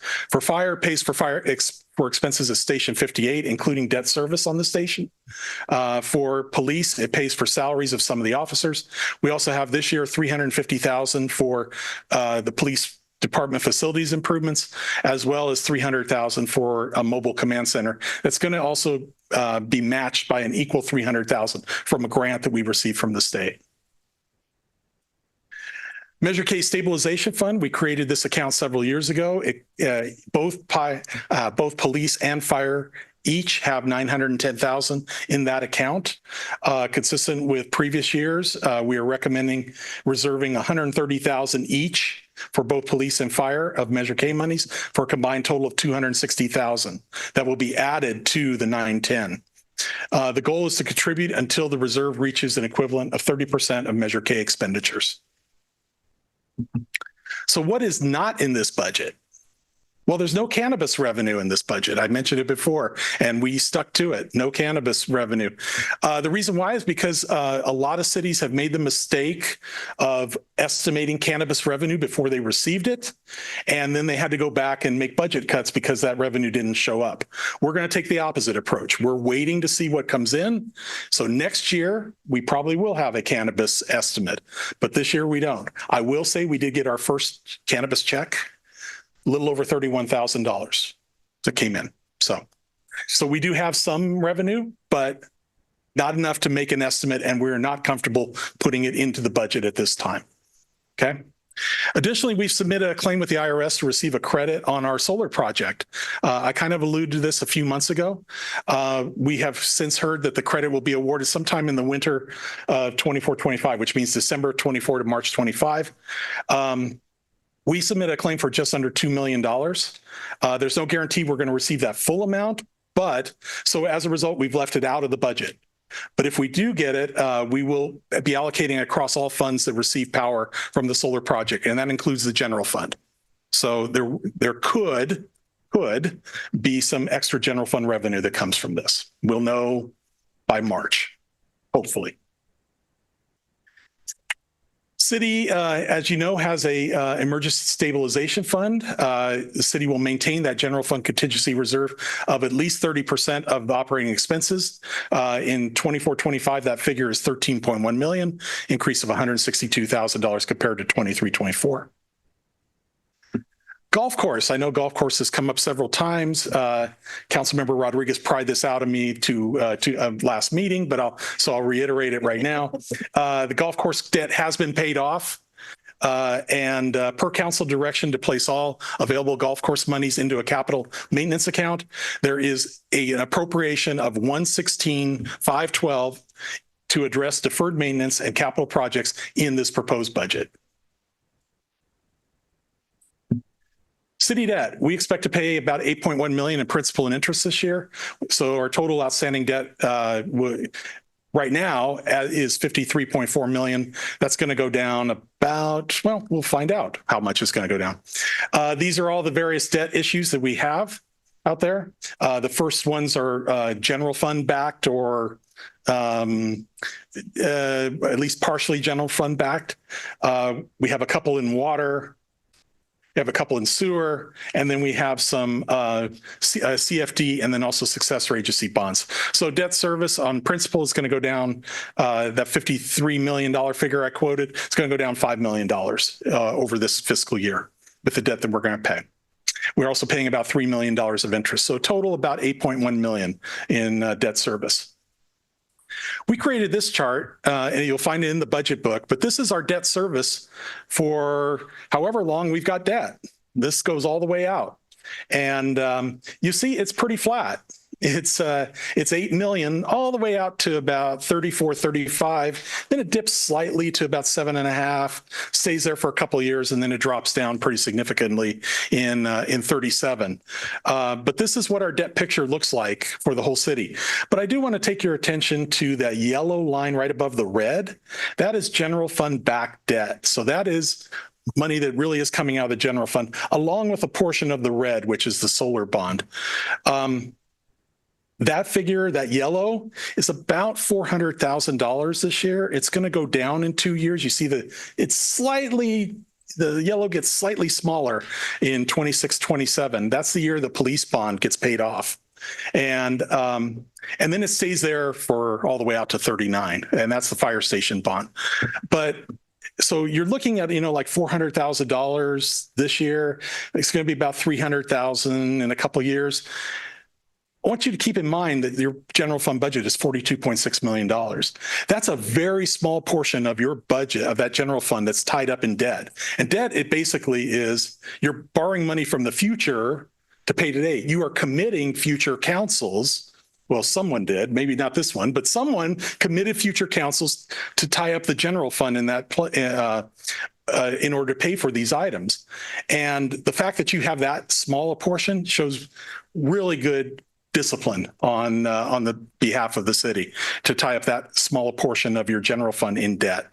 Can we pat ourselves in the back? You're welcome to do it. Yeah, I think you should. All right. So it's not all rainbows in here. There are a couple of ongoing issues, and I don't expect those to be solved tonight. I think it's I'm bringing this up mostly to just inform council that these are items that are in the budget that we're all going to be working on over the next year or two. First one, and this was kind of touched on by engineering a couple months ago, but we've got a dollar figure attached to it now. This budget includes a transfer of $158,500 from the general fund to the LMDs. We have 80 LMDs in the city. 20 of them are upside down, a quarter of them. And this $158,500, it fixes them all. So it resets the cash back to zero on them. But it only is a one-time fix. There's a problem with they're not collecting enough revenue to cover the costs. And so all we've done here is just kind of get them back to zero, but we've still got to address the bigger issue, which is the costs are coming in higher than the revenue that is being generated in those districts. Just want to make you aware of that. Because it does have a cost now, and that cost this year was $158,500. Also, the sewer fund balance is nearly exhausted. We've had the unfortunate or the misfortune of having some sewer breaks. We've been able to pay for those, but as Ellen and engineering has said, we're talking millions of dollars to fix those and to keep everything running. That had to come from somewhere, and it's coming out of the sewer fund.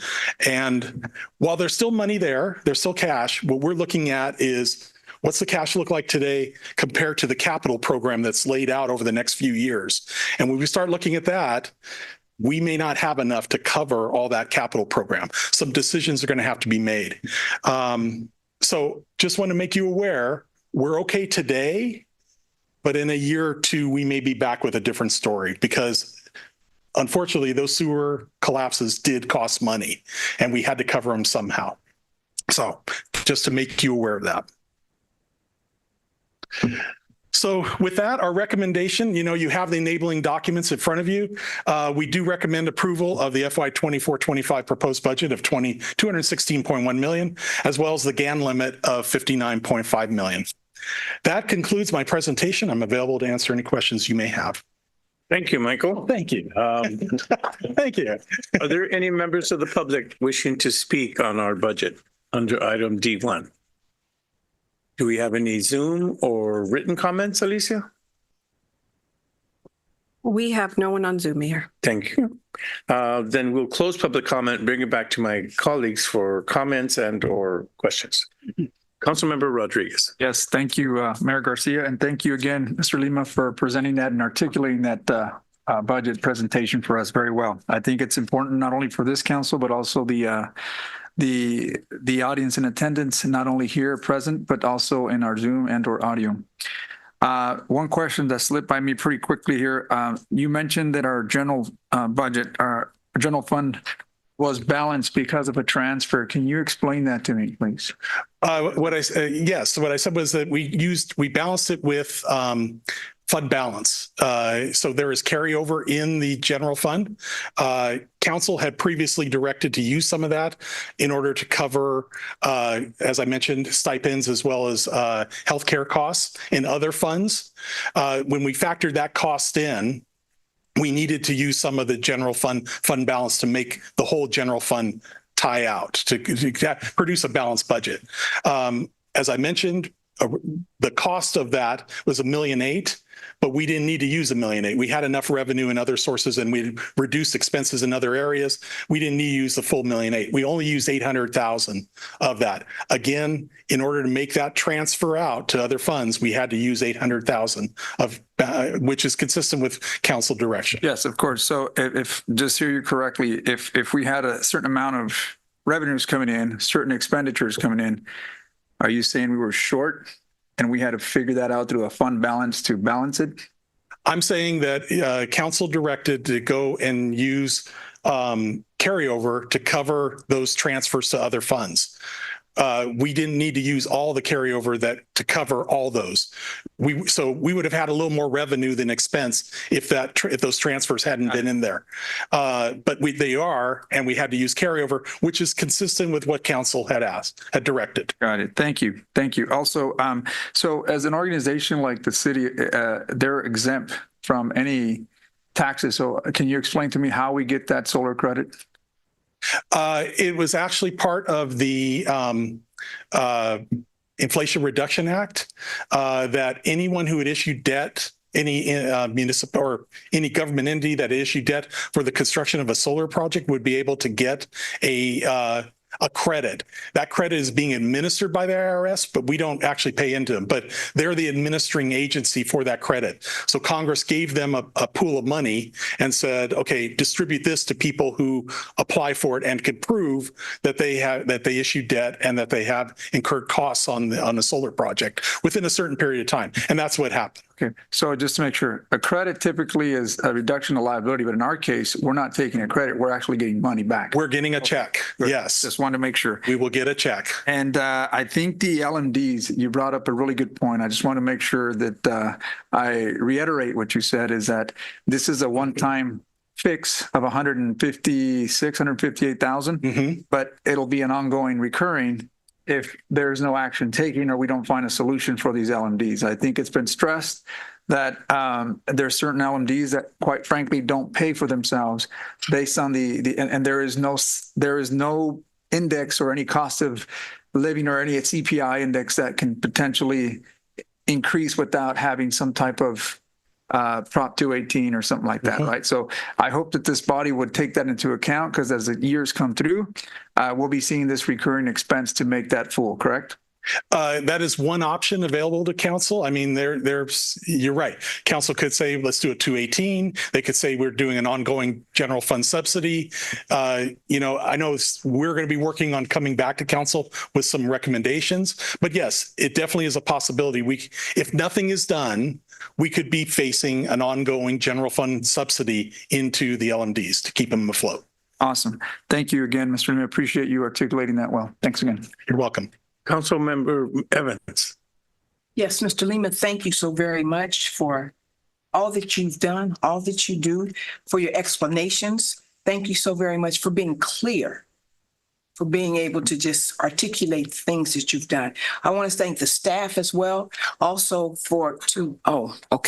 Ellen and your team. Thank you so very much out there with that trunk 13. My goodness gracious. So the money that has had to be moved around and shifted around to be able to make the budget to be balanced. Thank you so very much. To each and every one of you, great job. Keep up the good work. Thank you so much. Thank you. Councilmember Mejia. Thank you. I am wondering, how is it that the allocations for one that stood out to me was 122,000 for parks, and how is it prioritized, because they had the same need as police for facilities repair. So I'm wondering how far that would stretch in 1 year for parks. So both departments come with a list of items that they wish to have included in the budget. Parks or police's just happen to be higher than what parks came in with. It doesn't mean that one got cut versus the other, but the list that came in of requests from both departments were the amounts that got funded, and so that's what happened. Oh, okay. And the reason I asked that is because there is, a lot of conversations around the need for keeping up with facilities, with parks, and with all of that. So thank you. That helps. Mayor Pro Tem. Thank you, Mayor Garcia. Mike, I just want to tell you and staff, I know there was hundreds of budget meetings in all the departments to get this to what it is. And it's a heavy lift for all and everyone in this agency. So I have to tell you, this read was very enjoyable. I've been doing this 8 years, and I used to pull my hair out when it was budget, even just hearing the presentation, like, your hands on the chalkboard going, wow. So I thank you for the presentation. I thank staff for the hours and hours they put in budget meetings, sometimes twice a month, maybe more than that. And I know it's not an easy thing to sit through and try to navigate through, that everyone's happy, because not everybody's going to be happy with the ultimate end goals here. But if we look at what we have now, everybody has done an awesome job in every department to make sure that we are all whole as a city, and that we are financially, fiscally responsible to our residents for their taxpayer dollars. So with that, I thank you very much, and all our staff. You're welcome. That's it. Thank you so much. Councilwoman Evans. Also, one more thing I want to say. The restrooms at the golf course, the money that was allocated, they look so nice. So that's a double digit for both of you guys. And also the kitchen at the Frank Bagan Center. So all of that has to come out of this budget. And the kitchen as well looks very nice. So that's just a little kudos to you guys as well, budget, and also to your department. So thank you. Excellent. Thank you so much. Councilmember Montes. I think our city manager had a comment. I don't know if his button's not working, or maybe we should put that in the budget to fix the button. I don't know. So thank you very much, Councilmember Montes. And just a point of clarification on the parks for Councilmember Mejia, if I may, Mayor. The $122,000 that's reflected in the budget does not include all the improvements to parks. Rather, the grants are now tracked separately. Going back a number of years, they were combined. or there's different versions of it. But now what we've done is we've completely separated the grants from the general fund. So the Parks Department, for example, we were awarded a grant last week for $629,000 for Tozier Park. That's not reflected on the $122,000. So we have a handful of parks projects moving forward as we speak. We have Tozier Park. We have what that $122,000 does include is the playground equipment at Millview, some of the equipment that we're going to add to McNally that has not been installed. And then, for example, it does not include the now infamous doors at Pan Am because that's in a separate fund. Yeah. And that's $80,000. So it doesn't capture all of the improvements. It does not include the trail at Tiny Country for $1.6 million. It's smaller items, and those are only for some of the capital improvements that we're requesting that council allocate general fund dollars that were not part of the capital improvement program or any of the grants. So hopefully that clarifies it. So there's a lot more to parks than the $122,000. Oh, okay. Yeah. That's very helpful. Thank you. I think bottom line, we want to see more money for parks, and yeah, that helps. Thank you. And I also wanted to add, I want to thank the preceding workshops that we had, right? Because this could have been like a 5-hour meeting if you count up all the workshops that we had. She anticipated a lot of the questions that we're going to have, the $80,000 doors, the infamous doors, right? Like, hey, what's going on here? But it gave us an opportunity to ask those questions and get those things answered, and not just tonight, because we could make this a really long night. So I do appreciate everybody's input and consideration for us as well. Thank you. Thank you so much. And finally, Arnoldo, how long have we been having a balanced budget? How many years now?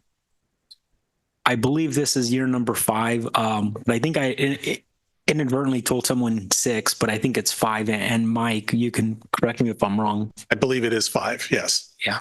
Congratulations to everybody on your staff and yourself for keeping us whole. All righty. So given that, I'll ask for a motion from my colleagues. I so move to approve this budget. Second that. Second. Oh, you guys are all over this. Well, it must be the doors. Is it the doors? Motion to approve item D1 by Mayor Pro Tem, second by Councilmember Montes. All those in favor say aye. Aye. Any opposed? Ayes have it. Thank you very much. Mr. Mayor, could I make a clarification? The resolution also included, your intent was to include the budget that was included, big, thick budget that was included in the staff report as part of the resolution. Is that correct? Yes. Yes. Excellent. Thank you. All right. Thank you. Thank you so much. Thank you, Michael. Item D2, initiating annexation proceedings on properties into the City of Madera Landscape Maintenance District, LMD, zones of benefit 1 and 51. Nicole, do you have this item? Yes, Mayor, I do. I will share my screen with you. Should all be able to see my presentation? Yes.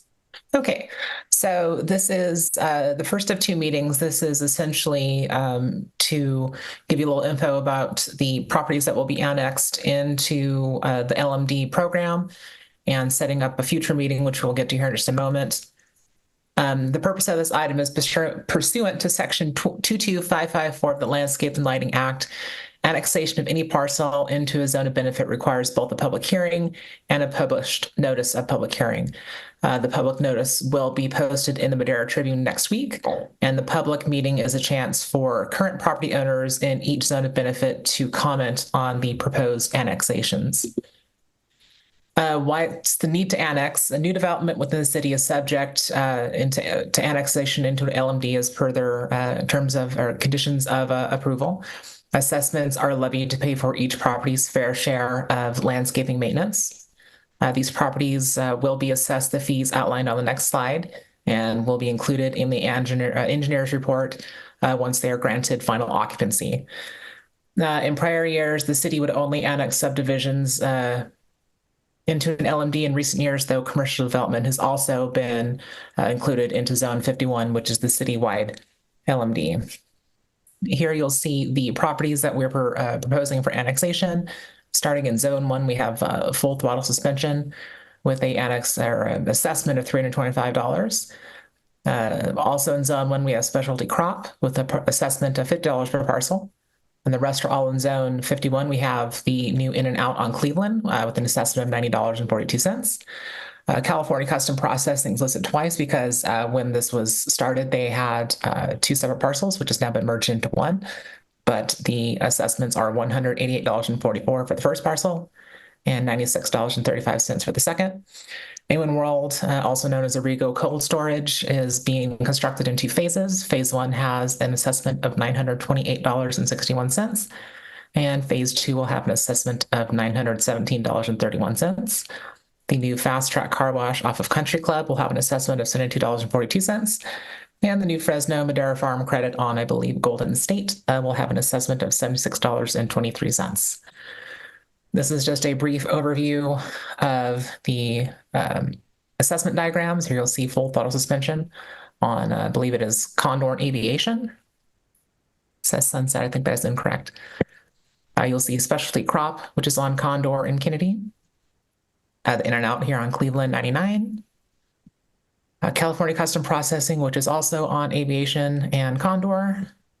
Amen World Phase 1, you'll see right off of Condor. And then Phase 2 immediately behind it, abutting Golden State Boulevard. The Fast Track Car Wash on Clark Street, just off of Country Club.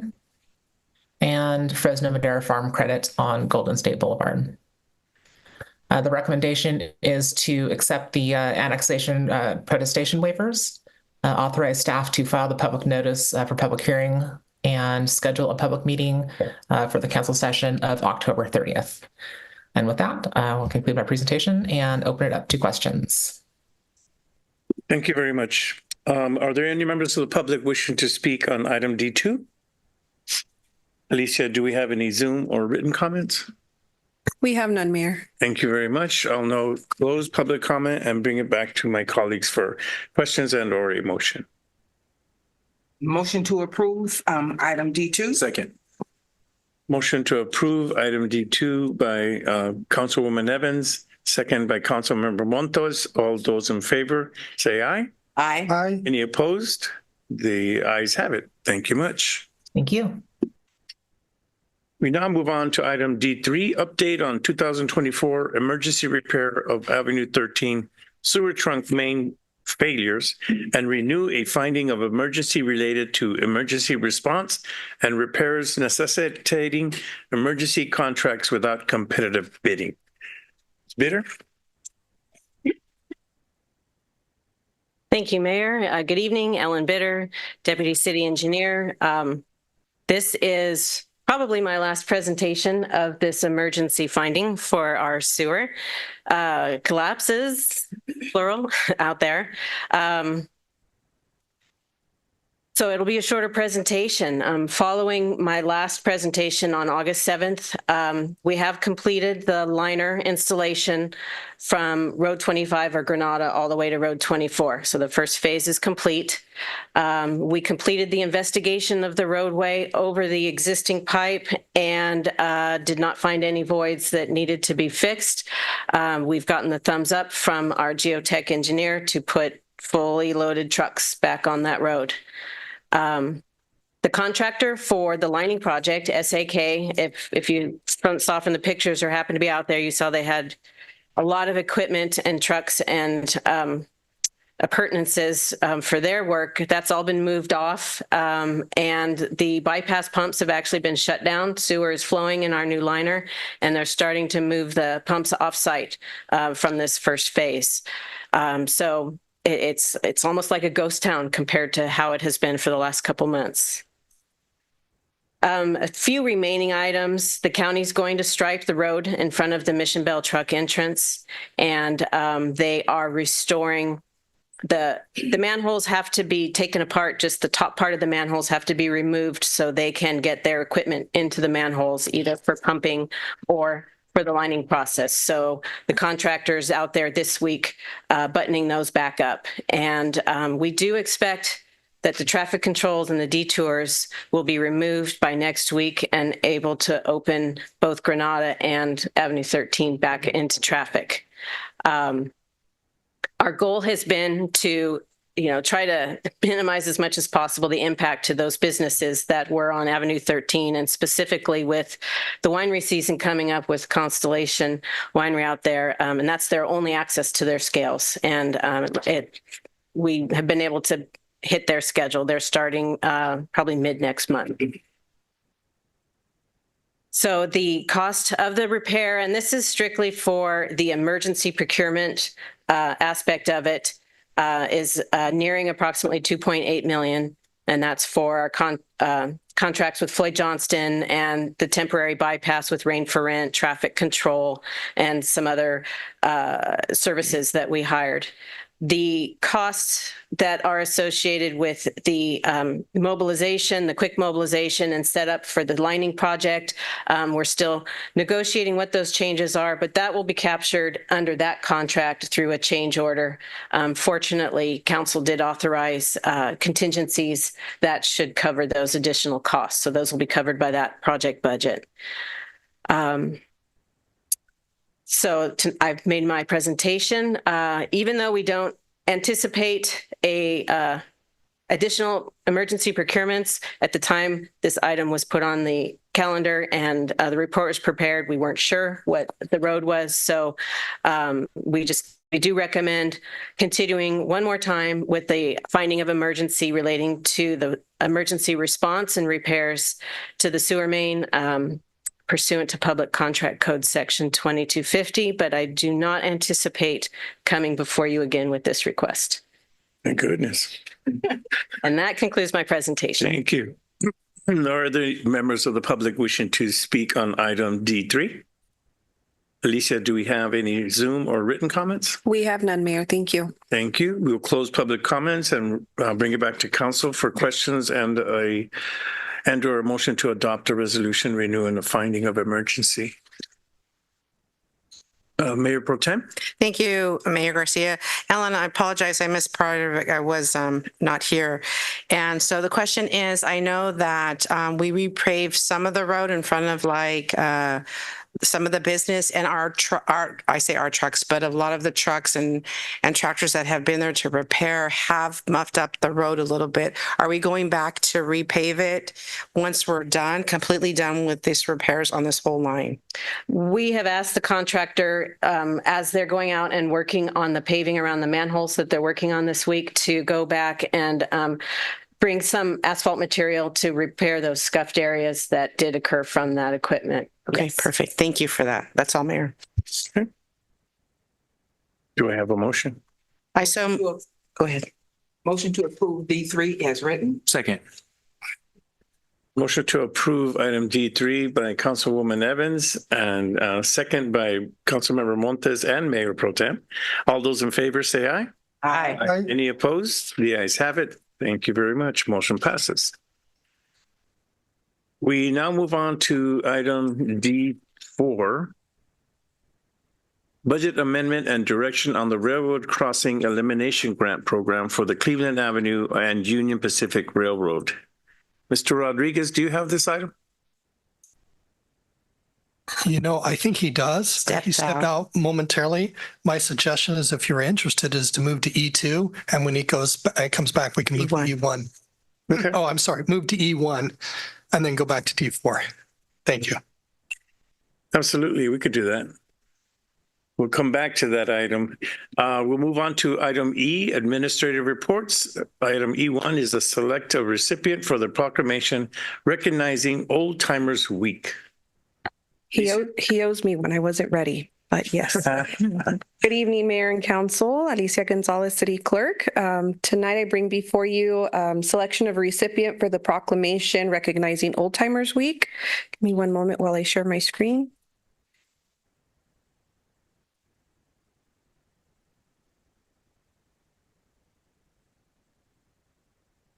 For some background, Council adopted a policy governing ceremonial document guidelines on August 2nd, 2023.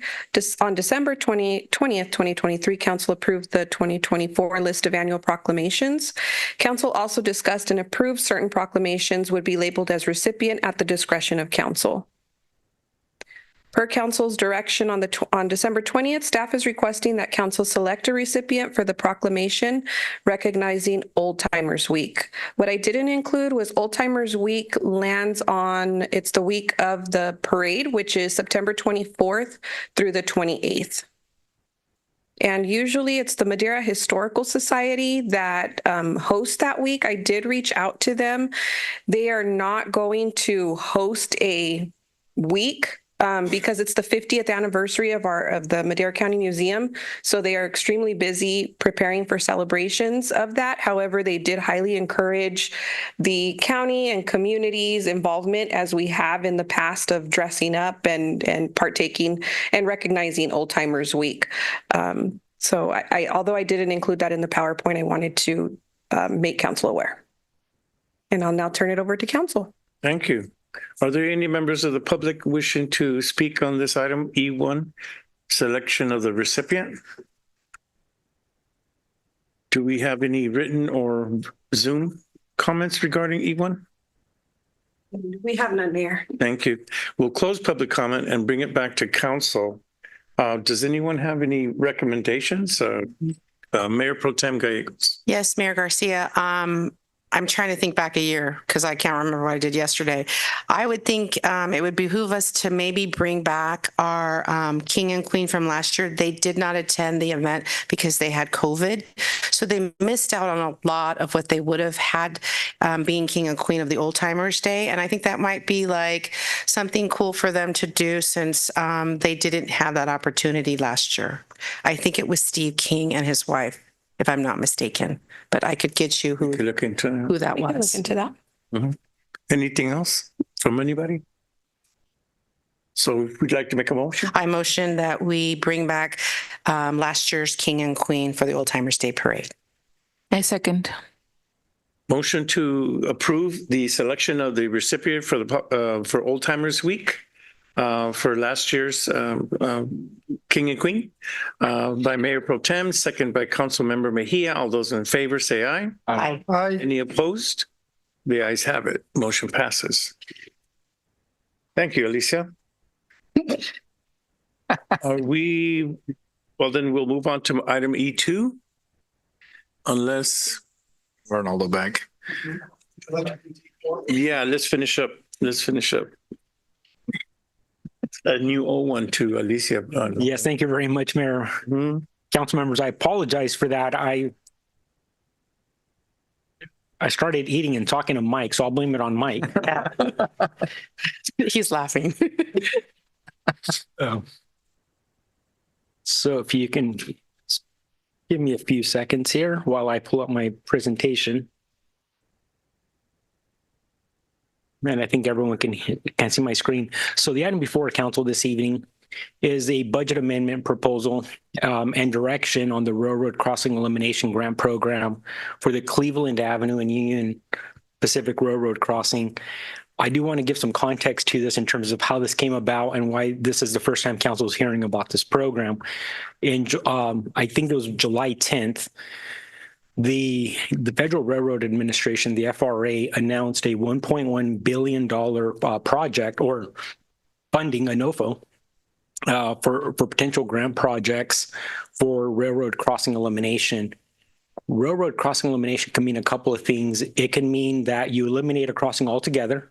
So you either just eliminate it, you can do an overcrossing, so an overpass, or you can do a tunnel underneath, or you can add rail or crossings or some technology devices, either for vehicles or pedestrians or cyclists.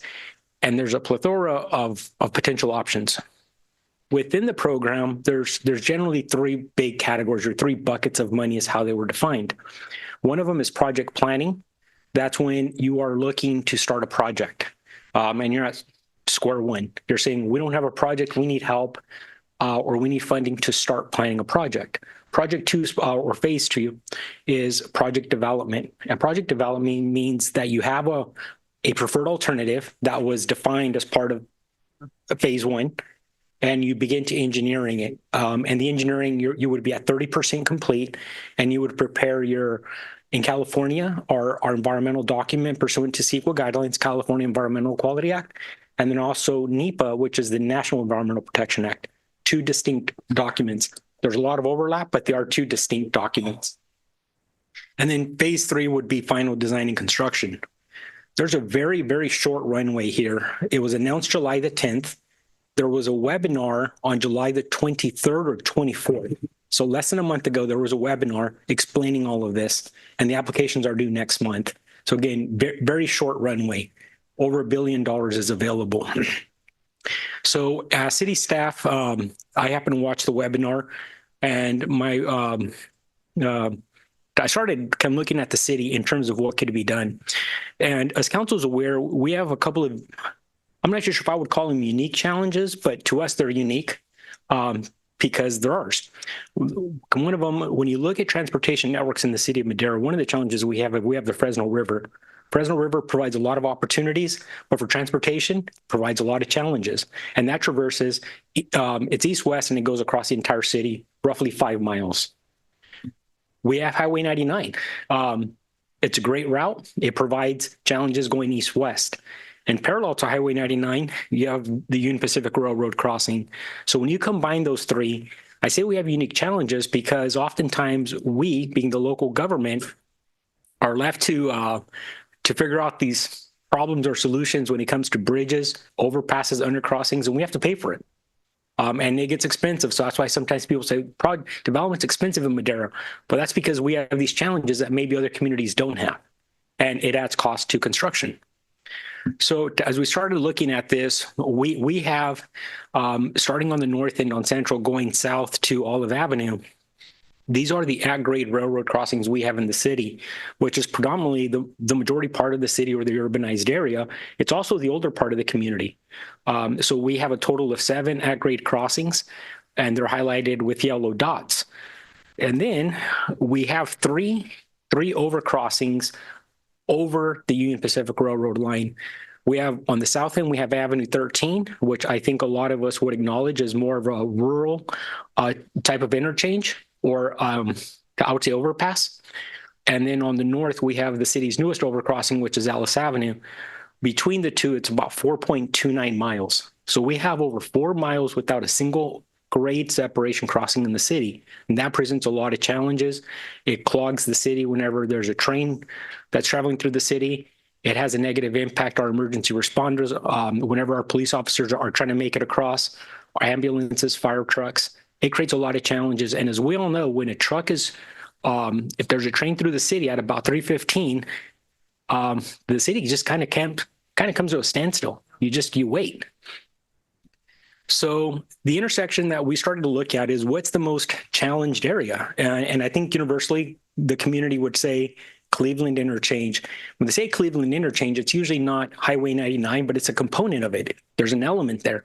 You also have, so you have Highway 99, Cleveland, Gateway, which is former 99, and then you have Country Club / Cleveland. It creates a cluster. And so when we started looking at the program, we think that this is a viable project to submit a grant for. One of the things with this program is that we do need some additional technical expertise that, quite frankly, we don't have the capacity in-house to do it. I've reached out to a couple of firms. I have asked for letter proposals. And again, I did not do a complete, it was a letter proposal. We did not publish an RFP. Again, very short window to apply. And that's the principal reason. And that's the reason that tonight's item is to appropriate funds, which would allow the city to hire a consultant. A consultant has not been selected. I didn't want to be presumptuous and select a consultant without having council's acknowledgement that we're going to spend money. The other part to this, and what staff is requesting direction on this evening, moving forward, if we are fortunate to receive the grant, we would have to have a 20% local match or non-federal match. That match can be general fund dollars, it can be transportation dollars, it can be Measure T, it can be LTF, it could also be state funds.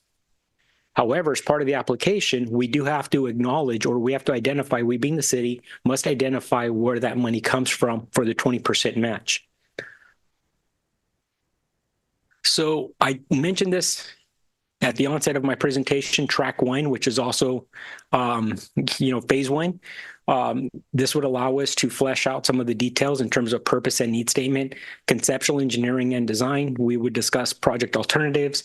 We would begin to identify environmental review to assess impacts. This is not an environmental study. It's to begin the process to identify potential impacts. We would begin on some conceptual scale designs.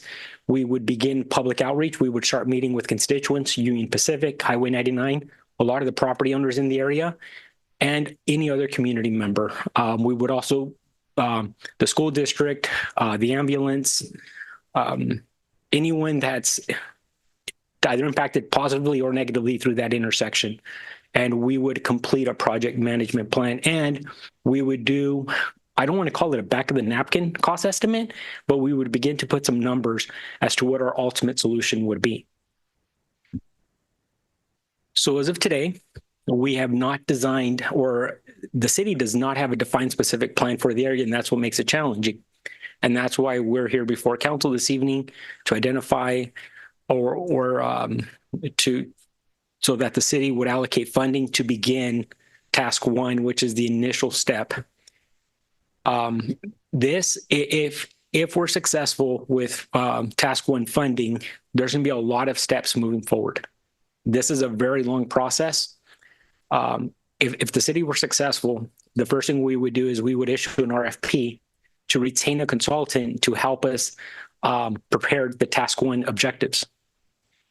Once we complete that, we would go back for task two funding. So we would have to hire a new consultant, do a new grant application, and then we would have to do another RFP to hire the consultant to do the task two. So there's a lot of consultants, a lot of RFPs. This is a very long process. And this is the beginning of that process. So tonight, the immediate financial impact would be up to $60,000 that the city would be allocating from $30,000 from Measure Team, $30,000 from LTF to retain a consultant to help us prepare the grant application. If we are successful, or as part of this process, we would have to identify what's the 20% match. The challenges of this evening is that we don't have a clear idea of how much we're going to be asking for if we apply for the grant. We would develop that in the next couple of weeks. Once we select a consultant, the consultant would assist us developing that. Very, very early estimates would be probably between $1.3, $1.4 million and $2 million. That would be our proposal for the grant. If that's the case, the initial estimate would be that the city would have to allocate roughly $200,000 to $400,000, assuming a grant award of $1 million or $2 million. So this evening, what we're asking the council to do is allocate the $60,000, give us general direction on the 20% match. The 20% match, we are not asking for council's authority tonight. If council is open to the idea, we would come back at the September 4th meeting. We would bring a resolution. That resolution would be attached to the grant application that's due September the 23rd. And that is staff's presentation. So this is, we're swinging for the fences. But I think if you ask a lot of Madera members, what's one of the biggest challenges in Madera? People point to that intersection. And I think this is an opportunity to begin the journey of 1,000 miles. It's going to be a very long, an extremely long road ahead if we're successful. But I think standing on the sidelines and saying we have a problem, but we're not trying to fix it, that's not a good approach in my humble opinion. So with that, I'll conclude my presentation. Thank you, Arnoldo. Are there any members of the public wishing to discuss item D4? Seeing none, Alicia, do we have any Zoom or written comments on item D4? We have none, Mayor. Thank you very much. I'll bring it back to my colleagues after closing public comment and for questions and or motion on item D4. Motion. Councilwoman Mejia. Thank you. What is the deadline for the task one? The grant application is due September the 23rd, so we have a little bit over a month. And the NOFO was released, I want to say July the 10th, And the first webinar was on July the 23rd, if I recall. So in 1 month, that would be doing the RFP for the consultants and then doing everything that's required for the grant application? So my hope in the next month is we have letter proposals that I've reached out to different consultants that specialize in this type of work. They have given me proposals. I have those proposals. The plan is that before the end of the week, we would select one of those consultants. If council approves the allocation of $60,000, by September the 23rd, we would only be applying for the grant. We would be applying for a task 1 grant. And at some point, we would be notified if we're selected. And if we're selected, we would do a new RFP to actually do the work of task 1. And task 1 would, I'm going to speculate here, would probably take at least a year, if not longer, after a consultant's on board. And that's when we would start the public outreach. We haven't started the public outreach. We haven't started design because we would have to bring in the outside, an outside team that has some expertise on these types of projects.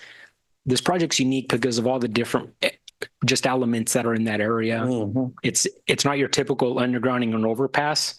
There's a lot of stakeholders. There's a lot of utilities in the ground, and there's a lot of coordination. And we have a great engineering team, but I think if you ask Alan and Keith and their team, can they take on another project right now and design it? I don't think that's the case right now. They have a lot on their plate. So the request right now is to allocate funding so we can apply for a grant. Mm-hmm. And it would be not to exceed $60,000. And then we would apply for the grant by September the 23rd. And this is a very, very aggressive schedule. It is very aggressive. Am I 100% sure that we can get it done? I've been told by the people that have responded, they feel like we can get it done, but they've made it very clear that it's pretty aggressive and we're going to have to start immediately. And it's going to be a lot of long meetings and long evenings to try to get this complete by the deadline. Okay, thank you. Councilmember Rodriguez. Yes, thank you, Mayor, and thank you again, Ronaldo, for presenting the item. Since I've been here, I think that's been the conversation about that crossing there is that is one intersection that really unheard of in many developed cities, but we happen to have one of these crossings. So, and back then, who knows what the cost was? I heard figures that were less than the 100 million, maybe 30, maybe 40. Again, there were figures back then. Now with everything, the cost of inflation and everything, we're starting to see this kind of get to a point where it may be out of our reach. So at some point, this body has to be assertive in saying, hey, do we want to do something with that, or do you want to kick the can down the road? And this notice of funding has been available. Not only is this a good opportunity, but I've seen it come around, and I kicked it out a couple times to staff, but they get that. They also get that, and they see that this is a big project, a big undertaking, probably one of the bigger undertakings in anybody's tenure here. I could be wrong, but we also previous councils that also kicked the can down the road with the project on 145. The opportunity finally came in. Yeah, we kicked in some money, but look, it's underway. We expect that to take place in 2025. Let's do the same for future councils, that we start this process and we get this rolling. So those are my comments, and I'm certainly in favor of moving forward with that. Councilmember Montes. Yeah, I'm in favor of moving forward. I remember from working here, people would just call randomly and be like, "Who designed this?" And I was like, "Oh wow," I'd be mad about it. So. And it does present a challenge when, the train is going through, or if it stops, right, in the middle of the city. That's happened a few times. I do have a question. So you need us to identify where we would prefer that match and the $60,000 come from, Measure T, LTF, or general fund? And can it be, I'm assuming that Measure T is probably going to be the biggest pot, but could it be a cafeteria, like, hey, take some from here, from there, and sprinkling some from general fund? Yes, council can obviously, can absolutely direct that the different pots of money come from different sources. And that's why staff this evening was recommending splitting it between LTF and Measure T. Now, I should also add that Measure T moving forward. So looking down a couple of years, let's assume that the voters approve the Measure T extension come November. There is $5 million within phase one of the new Measure T that goes into 2027. Staff's recommendation was $5 million, if I recall, for this intersection to start a planning process. So this actually gets us a couple of years in advance and potentially brings in some outside funding, because as staff, as a community, we've heard exactly what you said, Councilmember Montes. This is a challenged intersection. Okay. I call it that it has character. Yeah.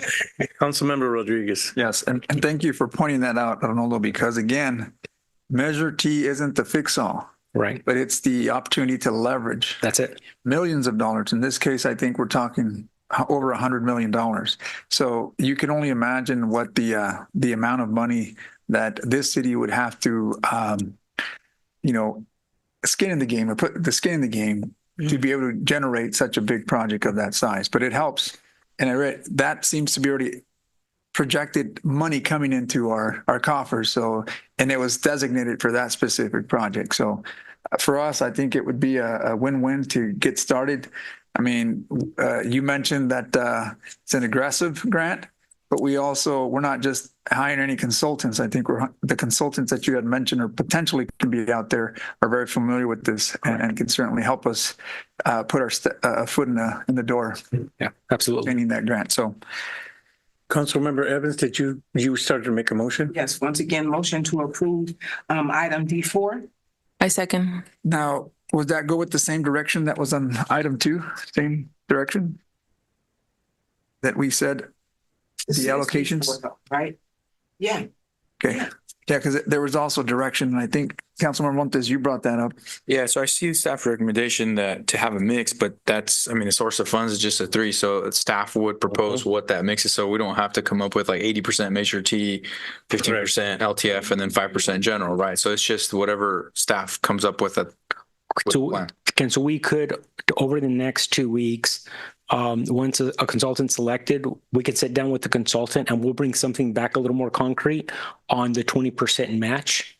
So I believe by September 4th, we would have to identify that, but there's a 20% match that we'll have to. Now, with that being said, I'm going to imagine that if council says we're going to select Measure T and then down the road change it to LTF, I'm not too sure that they're going to care where the match is coming from, as long as it's a non-federal source of money.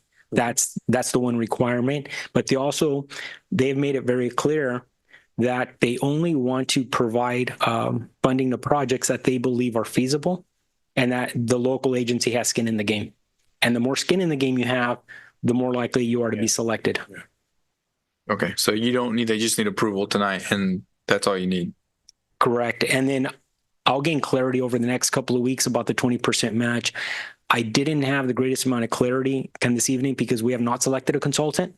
And I didn't want to get too much in the weeds with any one consultant because I wanted to be sure that the council felt that this was a good endeavor. Thank you very much. We have a motion by Councilwoman Evans, second by Councilmember Mejia. All those in favor say aye. Aye. Aye. Are there any opposed? The ayes have it. Thank you.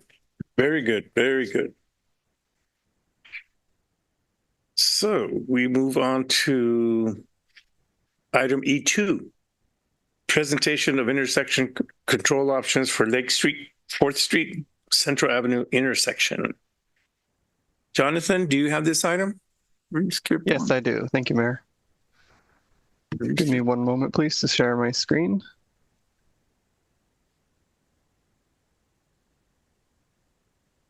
All right. Is that looking all right for everyone?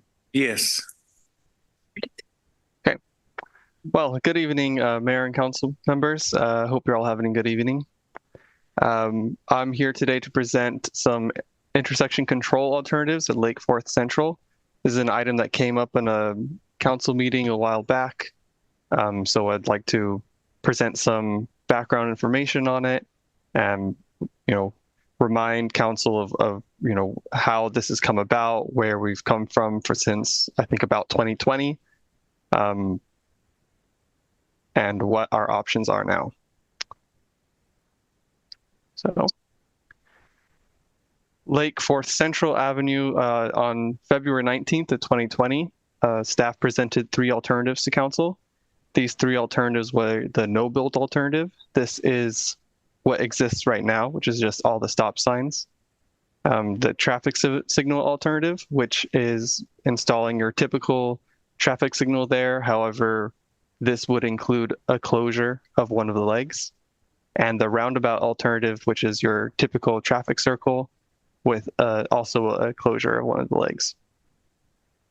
These alternatives were presented as part of what we call an intersection control evaluation, which was prepared by GHD. It's a consultant that we have hired. They were previously known as OmniMeans, so if that rings a bell more. Before we presented these options before you at council, the month before we had a public meeting at John Wells Youth Center. Here we received a variety of different responses from the public, and I just want to summarize them because it's important for discussion. There were a decent number of them which were related to the loss of parking that these alternatives presented. There were a few in support of the roundabout. There were also many concerned about the right-of-way impacts that the projects might have and would have according to our layouts. And there were some that were directly opposed to the roundabout as well. So just a quick look at the location. I'm sure everyone here is familiar with it. It's kind of an odd 5-legged intersection to go into. It's stop controlled, located pretty close to the downtown. All right. The conditions that were used for the intersection analysis back in 2020 were the 2017 traffic data that we had at the time. So the main thing I want to focus on in this slide is that top right, where it says AM peak hour and PM peak hour. And so this is the condition as is with just stop signs. And at the time of 2017, you can see the vehicle delay is under 15 seconds and the level of service is B, which is pretty good. However, I'm sure everyone knows from personal experience that the intersection itself has its issues, even though these numbers say it's pretty decent. So one thing that intersection control evaluation did was look at projected growth rates of traffic volumes. So that study proposed a 150% increase until the year 2040 in traffic volume, which would result in a severe decline in the level of service for the intersection. So on the left here, you can see that same AM peak hour and PM peak hour, that we go from a level of service B for the 2017 volume data to a level C in the AM and a level E in the PM. So a significant decline. I also want to mention at this time, one of the concerns that I think brought this up was Caltrans road diet. And I want to mention that we have traffic analysis data from them, and they're what they expect will happen to the traffic once the road diet is constructed and how they expect that traffic to change. I will say that according to their data, it appears that a lot of traffic will actually decrease after the build of their road diet through Yosemite Avenue.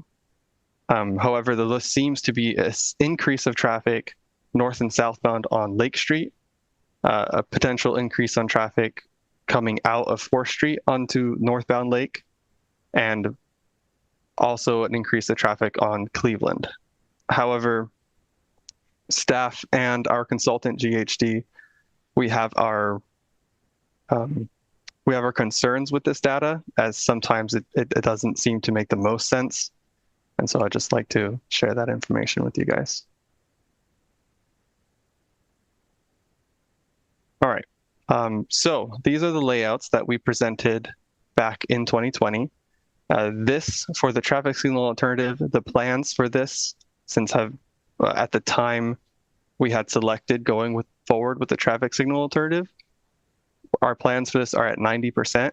However, this layout accurately reflects what our plans look like. So I decided to keep this layout as is, rather than trying to show an more recent view of the plans. What I wanted to highlight here with the little laser pointer is a potential to lose 34 parking spaces with this signal.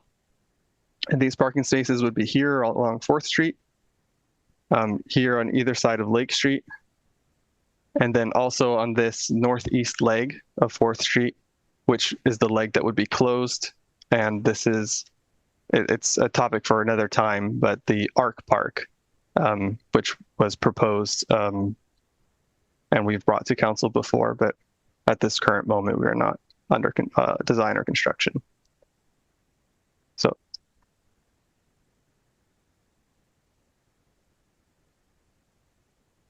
Additionally, now we have the roundabout alternative. So this is what the general layout will look at, and this is the same thing that we presented back in 2020. This one has a potential for 62 parking spaces to be eliminated. These are spread out. As you can see, they'll be along 4th Street here. With the narrowing of the roadway, they simply won't allow for on-street parking anymore. Lake Street as well over here. The same leg closure on 4th Street to the northeast, and then on to the north on Lake and Central.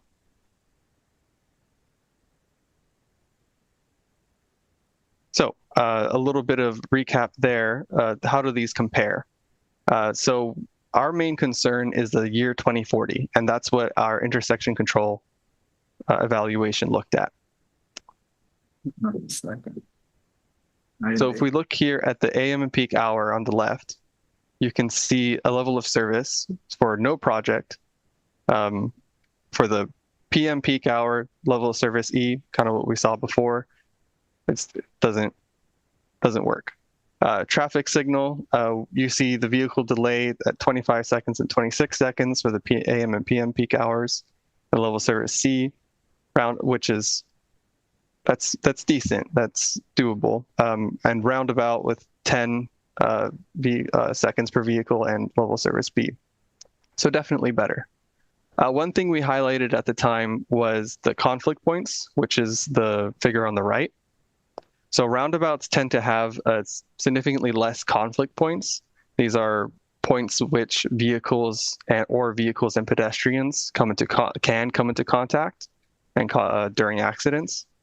So you can see that for vehicles, those are those red dots on the figure. I'm sorry, the yellow dots. The red dots. There's 8 of those spots where vehicles can come in contact with each other. And the yellow ones are where pedestrians can come into contact with vehicles. When you compare that to the intersection, you can see that there's 32 conflict points between vehicles and 24 between pedestrians and vehicles.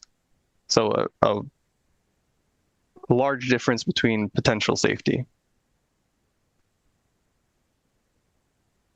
Another thing that was important to look at was the costs. So table 1, which is the top, this is the traffic signal costs. So the first column you'll see, row you'll see is original contract plus amendments 1, 2, and 3. These are amendments that this is the original contract and amendments that we've already executed and brought to council. This includes the intersection control evaluation, the traffic signal design and construction support. Excuse me one second.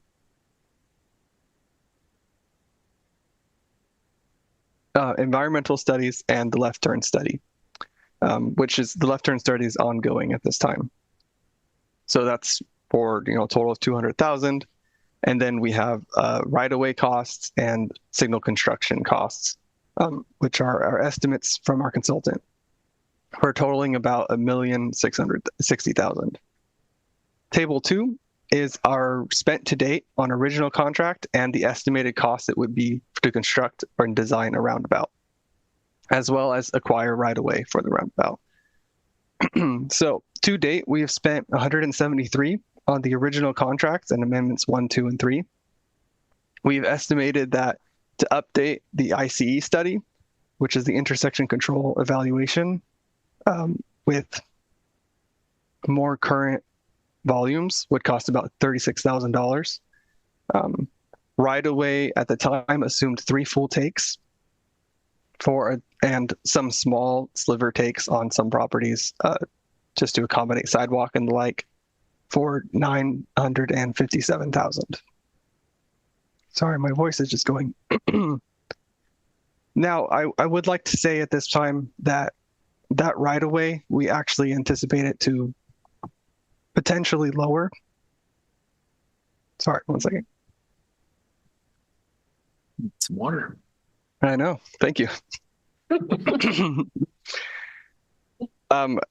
And in speaking with GHD, our consultant, they've said that they anticipate they can optimize that roundabout. At the time, I believe that layout isn't as optimal as it could be for the location. They think that potentially, they made me no promises, they could reduce that to maybe 1 full take, right-of-way take, and then small takes on other properties. However, that's something we wouldn't know until design is ongoing. Do you need to take a break, brother, and just take care of yourself? Mayor, if I could just take 60 seconds, if you don't mind, of your time. Absolutely. So, as you may know, Arnaldo and I used to work together at the city of Fresno, and I was on the planning commission advising them, and Arnaldo would be making presentations. And there were some times that things went a little bit different than when you expected during a presentation. So we had a tradition, and one of that tradition is if you needed a minute to get a drink or to do whatever, we'd exchange a look. And during that period of time, the unwritten rule was I would key up, and the chair knew this, and I would start talking to the chair. And sometimes it wouldn't be about something deep, and it wouldn't be something very meaningful to the conversation, but it would allow an opportunity to get a drink, kind of go about the extra direction and that sort of thing. And Arnaldo would do the same thing for me. So it had nothing to do with the current situation, but I just wanted to let you know that that was a tradition we once had. Thank you. Well, that's very helpful too, giving you a look. How we doing, brother? I appreciate that. Yeah, that did give me a moment to get some water in my throat and fix that. I was croaking. I don't know why. So continuing on, we have our roundabout design costs at $300,000, and our construction costs are also on there for a total of $3.5 million. And again, to reiterate, potentially decrease depending on the right-of-way impacts.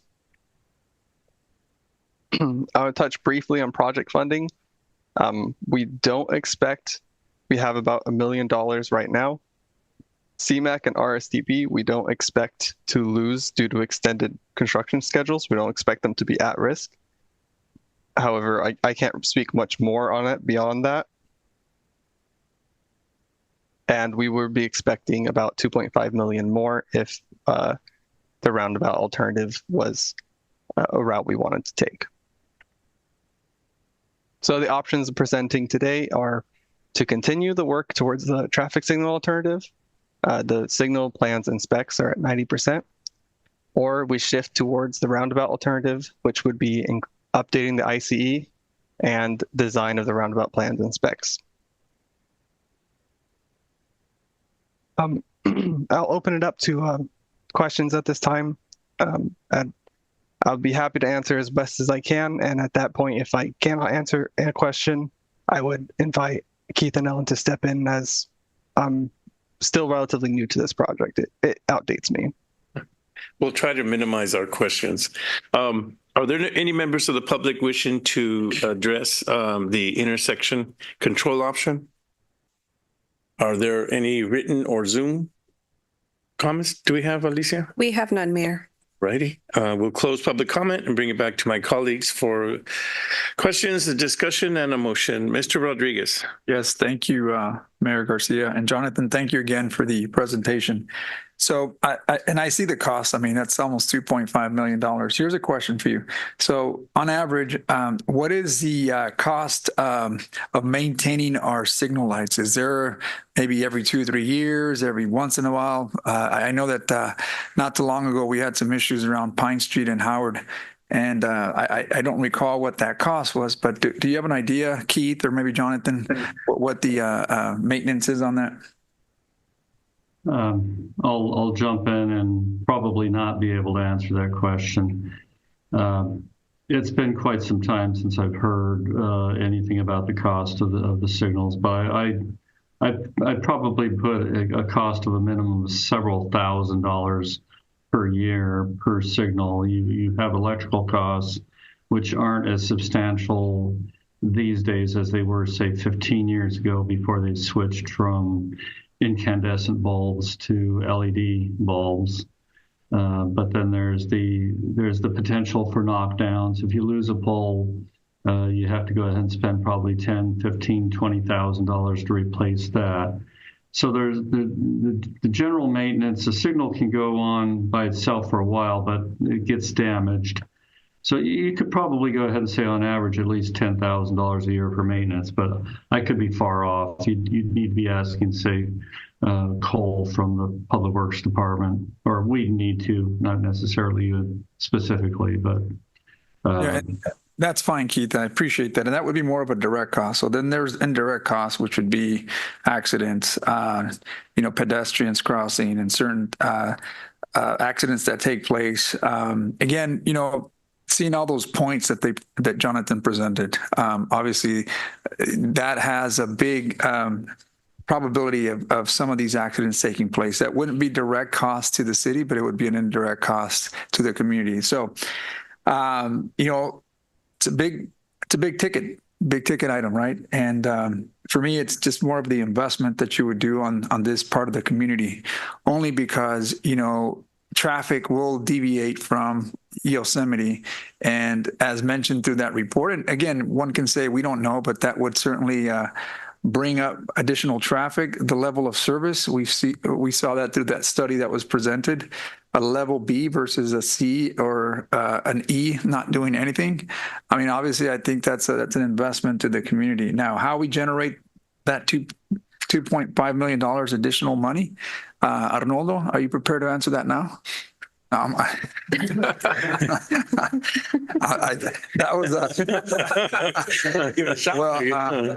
You're finding stuff for railroad crossings. You might as well find something for this. But bonding against future funds from somewhere, I'm sure. Look, this is a good investment for that sector of our community. There's always that saying that there's not investment on the east side and west side, but that is going to be a heavily trafficked area, and I think making the investment is certainly worth trying to find something out there. I just hope it doesn't take us 10 years because that cost would certainly go beyond what we can handle. But if there's something that we can do, whether it's Measure T or any other grants programs that we have available, I mean, I'd like to see that investment for that roundabout. Again, that is my humble opinion. Seeing the level of service, again, seeing the investment in that side and trying to offset the amount of traffic that'll go that way. The traffic signal seems to be the easier portion because, again, we talked about this earlier, being very, trying to be, having a fiduciary responsibility with the city's money and being good stewards of our money. But again, I think the indirect benefit is a lot bigger than just having a traffic signal light. And those are my comments. Councilmember Mejia. Thank you. Thank you for the presentation, Jonathan. When you mentioned the parking reduction, Well, first, this crazy crossing is a part of my district, so I know it very well. I don't see a lot of parking issue with 4th Street. However, the potential loss of parking on Lake Street, it's concerning. And maybe this question isn't really for you, but maybe Arnoldo or somebody else. But I'm wondering if with transitioning to say roundabout or even if the other alternative was chosen, would there be some kind of program voucher that would help the homeowners on Lake Street? Because I do see that they do use the street parking. A lot of them don't have driveways, but to construct driveways. I'll jump in and try to address some of that. Some of the parking on Lake Street is probably offset by the fact that many of those homeowners have access to garages and driveways off of the alley to the east. So what's lost on Lake Street, I'm not entirely sure whether it's a significant impact on the property owners, though no property owner wants to go ahead and lose parking directly in front of their house. As far as vouchers, we don't have a system to go ahead and provide that. It can be explored. I'm not certain how it would work if there were to be some. I did want to go ahead and also mention one other thing. This project was subject to a public hearing, and I'm not sure whether council would want to consider reconvening a public hearing if you do consider moving towards a roundabout. At present, this particular report gives you an idea of what's happened in the past and what the cost is to move from signal to roundabout and what some of the physical impacts could be.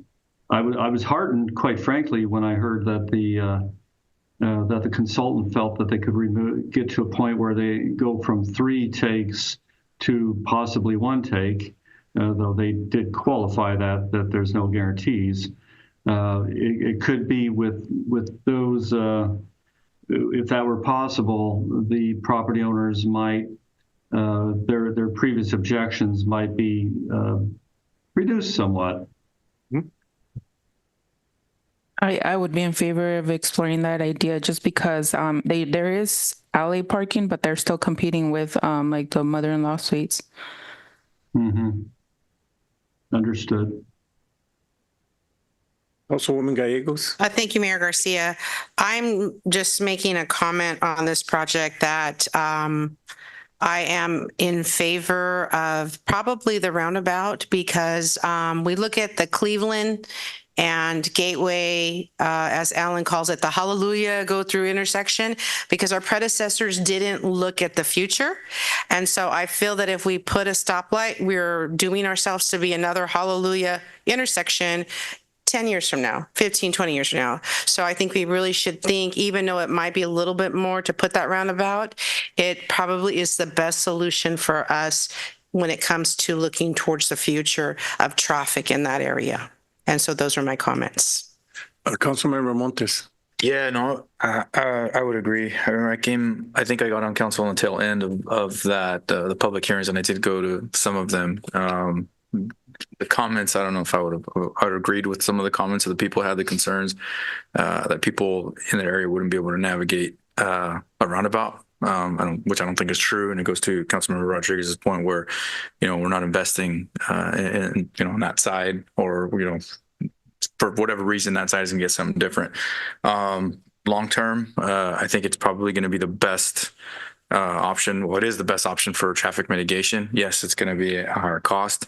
The parking, I think even with the traffic signal, you're still losing 29 spaces. So I do get that. I know people fight for parking spaces out there. I don't know if there's something that we could maybe explore for maybe like a permitting system. So if you live there, you get a permit to park in the general vicinity area. I know other communities have similar programs where somebody can't just come from another neighborhood, because you are going to have a lot of people coming from the park especially when you have events and they park out there. So even the community members will lose some more access there. But again, I'd be in favor of doing the roundabout and, receiving more public comment. It's something that we have to do. I think we should do that.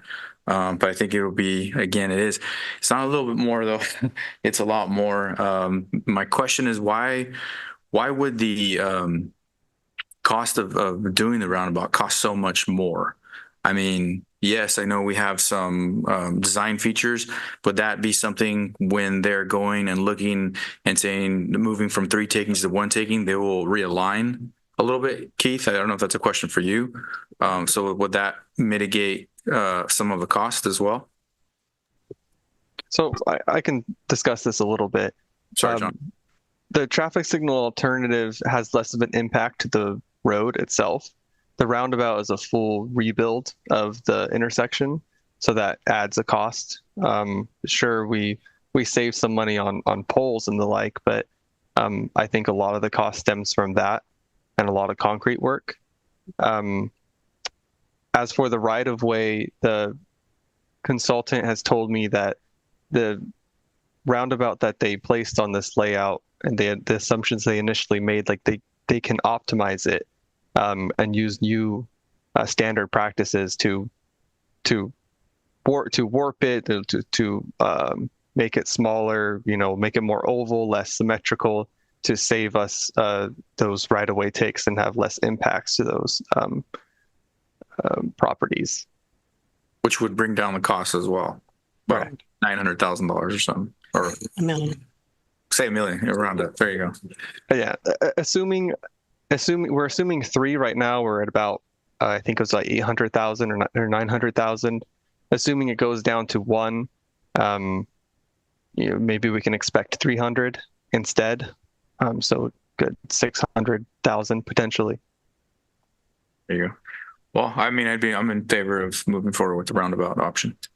Councilmember Rodriguez. Yes, thank you, Mayor Garcia. Jonathan, would you be able to bring up that the closure of 4th Street on that roundabout? For sure. If going that route, the reason why I say that is, can we repurpose that for additional parking? To Councilmember Mejia's point, I'm not sure if that's something that can be done. I know you would add curb and gutter, I think is what I saw, right? Yes. Right. So, I mean, and I'm just thinking, I'm not an engineer. I mean, obviously you're already doing a lot of right of way on that corner there. So I don't know if there'd be any access for cars to come in through there outside of the Lake Street and Central. I believe what Councilmember Rodriguez is indicating is if rather than build Arc Park, that's the park that we have, which is the 5th leg of 4th Street that's being proposed to be closed, could we add a parking lot? Am I correct, Councilmember Rodriguez? You know what, Arnold? That's why you and I have the same last name. We think alike. Yes, that's exactly what I meant. Thank you. But if that's what council decides to move forward with, I don't see any reason why that wouldn't be an option. You have a park already across the street. So, I mean, I don't know. I mean, I'm just trying to see how we can mitigate some of those lost parking spots. And I know, like, to Councilmember Mejia's point, I mean, a lot of those folks do depend on those parking lots. Just an idea. I don't know if that adds additional costs, but. Villegas. Thank you, Mayor Santos Garcia.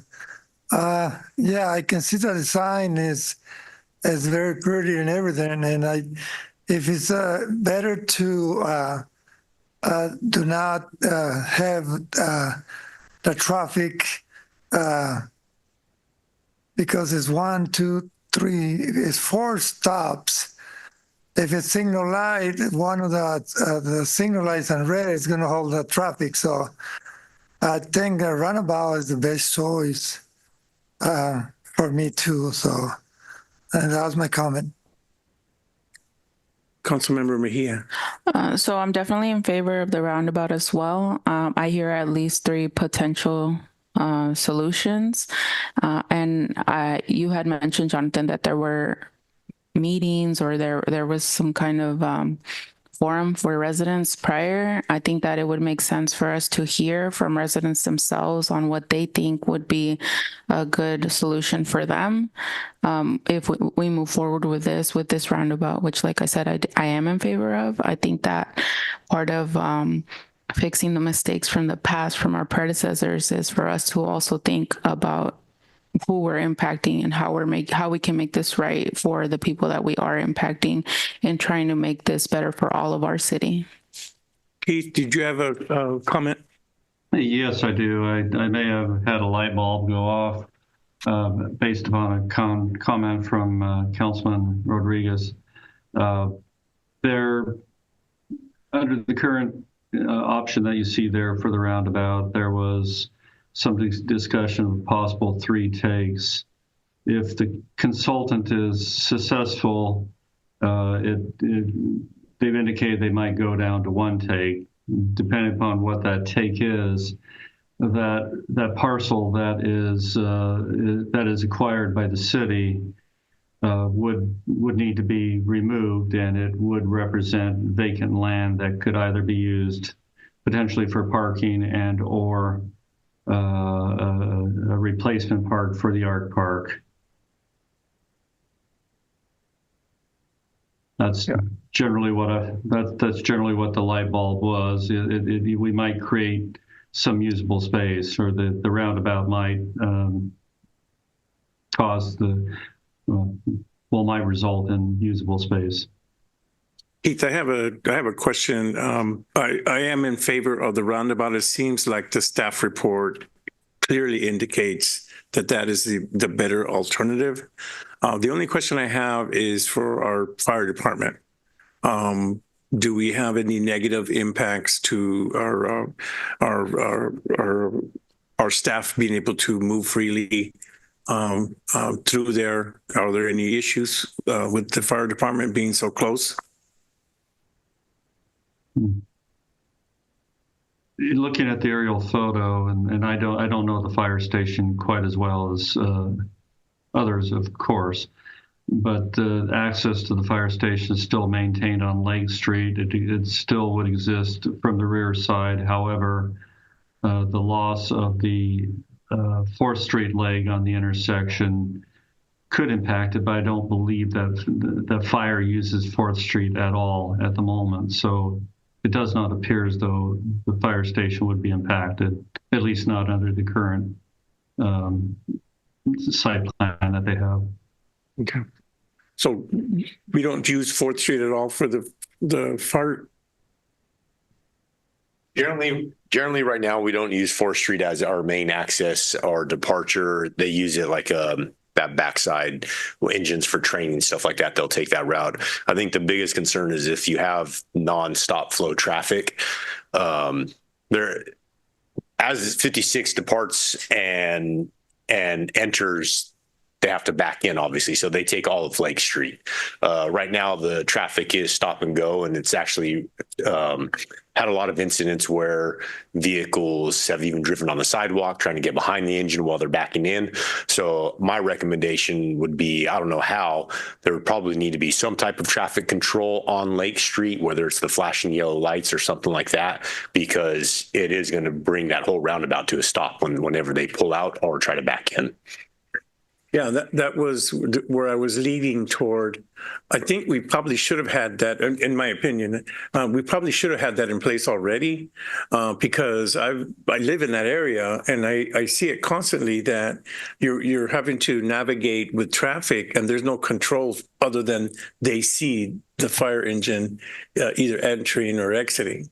And so if we could put some type of a light source to make sure that they stop and allow you to do whatever you're going to be doing, I think that would be probably an added component, but I'm not sure if it's part of the discussion on this. It might be a discussion for our future, but I'll leave that up to our staff to give us a recommendation on that.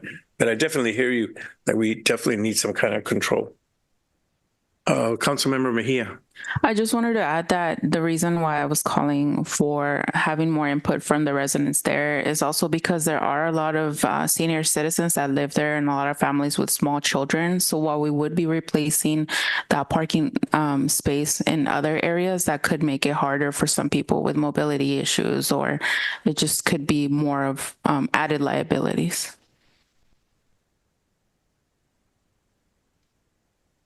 Any further comments? I was just going to say, Keith, if you need more light bulbs, just give me a pen and paper and we'll go at it.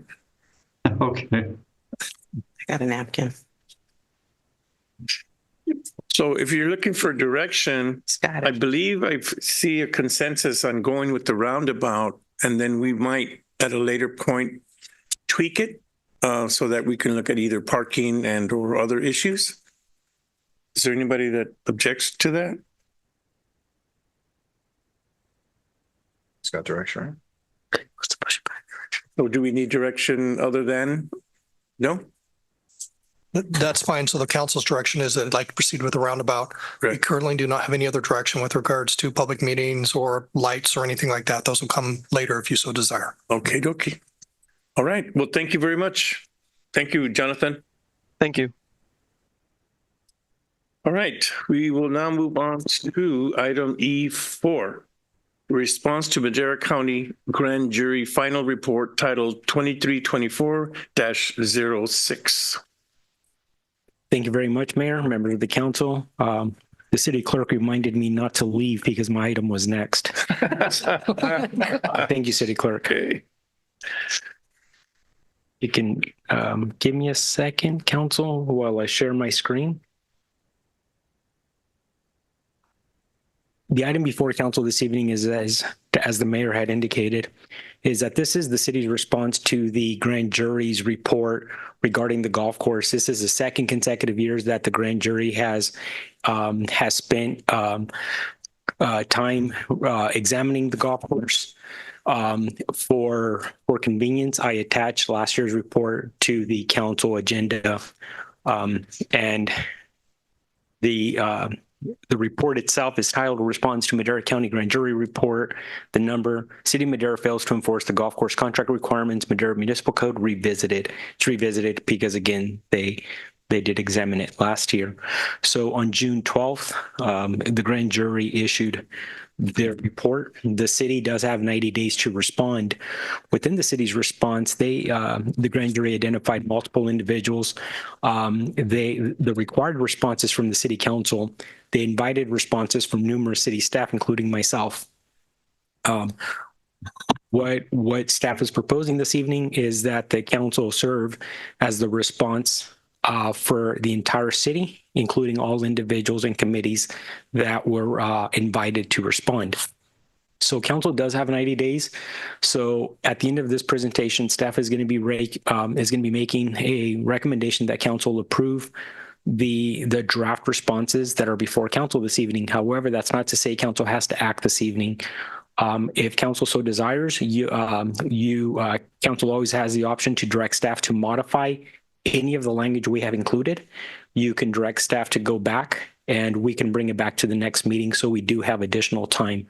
So this was staff's first attempt, but I say that I should couch that in saying that we did spend considerable amount of time researching it and trying to ground truth every item they identified. Both myself, legal counsel, parks director, community development department, finance department, and risk management. So there's been a lot of hours spent on trying to ensure that we are providing the most thorough and honest assessment that we can. The response to the findings, there are state statutes that indicate how one must respond. So I'm not going to read every screen here for a couple of screens. However, some of our responses may sound curt. That is not to suggest that staff is being dismissive of the findings. Rather, it's simply we try to be as concise as possible and as accurate as possible. So I wouldn't want anyone to think that we were being dismissive of any of their recommendations or findings. That was not the intent. So there are a number of findings. These are all inside the staff report. For the benefit of council, I do have a PowerPoint that I will summarize, if that's okay, on some of the findings and our responses to the finding.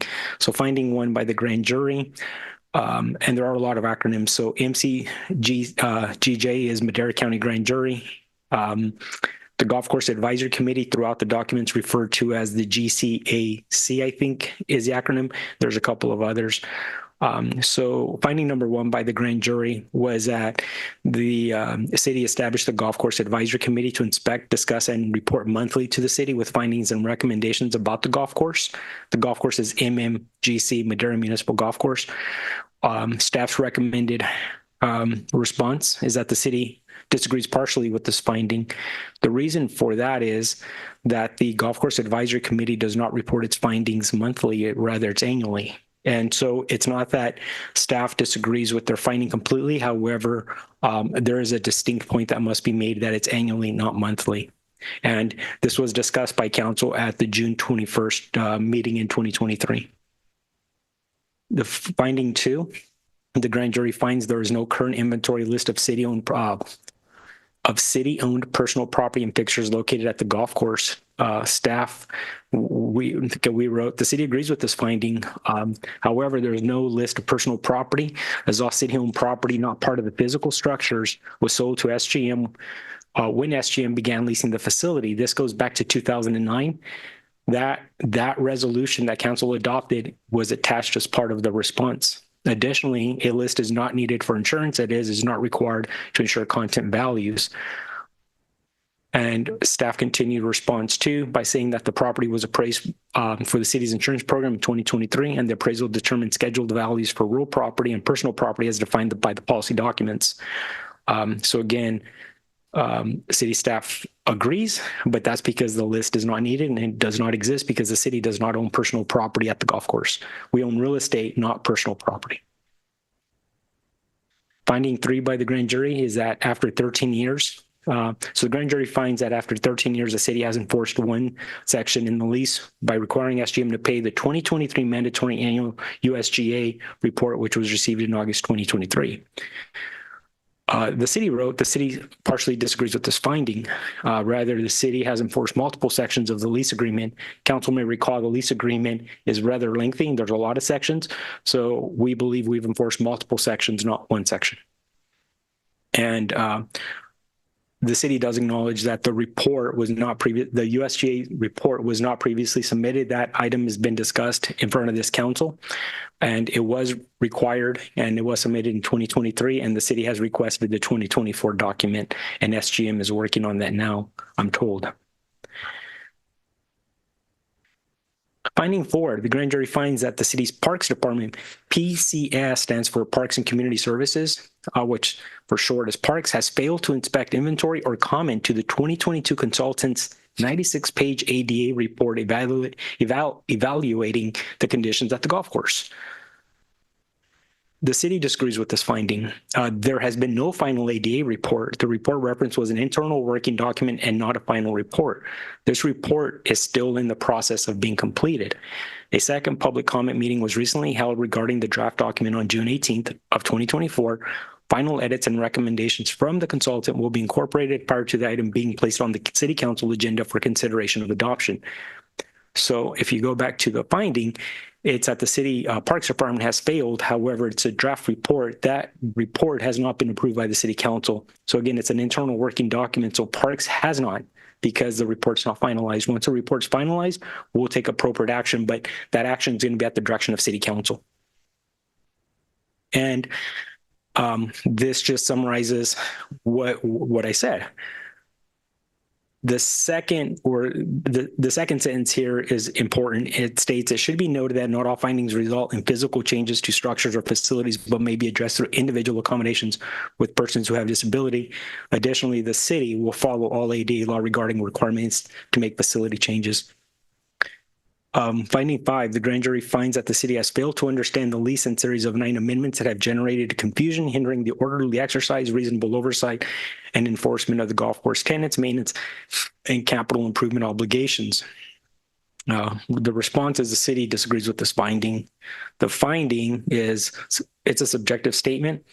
The official responsible for the lease agreement is the director of parks, who does understand the lease and prepared extensive staff reports and associated presentations to this council regarding the lease and its amendments. Furthermore, there is no expectation or requirement for the director or any city official to have the lease memorized. Should any issues arise, the director is fully capable of conducting necessary research or consulting with legal counsel to address them. This approach is very common in local government. And then also, lastly, the city would like to clarify that there's no law obligation for all city employees or committees to fully understand the lease. The responsibility lies with the Parks Department. And that is specific because the finding says that the city has failed to understand. City is all inclusive. Finding 6, the grand jury finds that the city business license application processing has no written procedures and thus no safeguards against fraudulent applications. The city disagrees with this finding. The procedures are outlined in the city's municipal code, as well as a business license procedure manual. The city also disagrees with the inherent implication of the finding that a further process is required. The purpose of a business license is to ensure the payment of taxes. It is unlikely an applicant will fraudulently apply to pay taxes. Usually they're fraudulent to not pay taxes, not to pay taxes. And then also continued, given limited resources, the city relies on applicants to provide the name under which they operate. Even if the applicant commits an error, the city can still enforce the reporting of gross receipts. Finally, a business license has always been maintained at the site. As far as city records go, there's always been a business license at the golf course. And it should be noted that Sugar Pine Smokehouse obtained a business license in 2018 for their previous location on Cleveland. Both the Clubhouse Restaurant, which is the previous operator at the golf course, and Sugar Pine Smokehouse have been current on their business license obligations. So again, there has been an active business license at the golf course. Finding 7, the grand jury finds that the logos and the name Madera Municipal Golf Course are often omitted from signage, scorecards, announcements, menus, events, and websites, etc. Finding 7, or response, is the city partially disagrees with this finding. This recommendation has been implemented and will be ongoing. And as things come up, Joe and his team have requested at the golf course that SGM, the operator, ensure that the name Madera Municipal Golf Course is included. The name Madera Golf Course was on a lot of items, but the phrase municipal was excluded. We have asked that they address that. And I know as of yesterday, it was on their website, and it accurately reflected the phrase municipal. Finding 8, the grand jury finds that the golf course kitchen and bar have not been operated by Sugar Pine Smokehouse. The city agrees with this finding for the period before 2023 because they were not at the golf course. Council may recall that they were at the now In-N-Out site prior to that a number of years ago. However, this finding infers that there are business operations without a business license. The city disagrees with this. As noted in the response to finding 6, city records show that there has been a business license operating at this location since 1997, and that license is active. Finding number 7, the grand jury finds that the city made the written statement that no applications or business license exists for group. Group is in all capital because that's how it was referenced. That's exactly how it was written in the findings. Response 9, the city agrees with this finding. However, this is irrelevant because the name of the restaurant is not required to be the same as the business entity that owns and operates it. It is also worth noting that fictitious business names are recorded with the county and not the city. Finding number 10, the grand jury finds that the use of CI, and I added capital improvement, money has been discussed by the city and SGM is being used for deferred maintenance at the golf course. The city agrees with this finding. It's been discussed here in front of council. Finding 11, the grand jury finds that the city tax collector has no system to track businesses within the city to ensure that the city is receiving prompt and continuous tax payments. The city disagrees with this finding, assuming it is a business license and its own quotations, because it was the finding was not clear as to what they were referring to, they being the grand jury. Business license payments to the city are made annually and not on a prompt and continuous payments. So the finding specifically stated prompt and continuous payments, but it's paid annually, not. So the phrase prompt and continuous could be subjective. The city also has a tracking system for all legal businesses through the city's financial system, Munis. And this process is both consistent with and generally used by public agencies throughout the state. And then also this finding is ambiguous, and it is not clear whether a business license or tax is being referenced.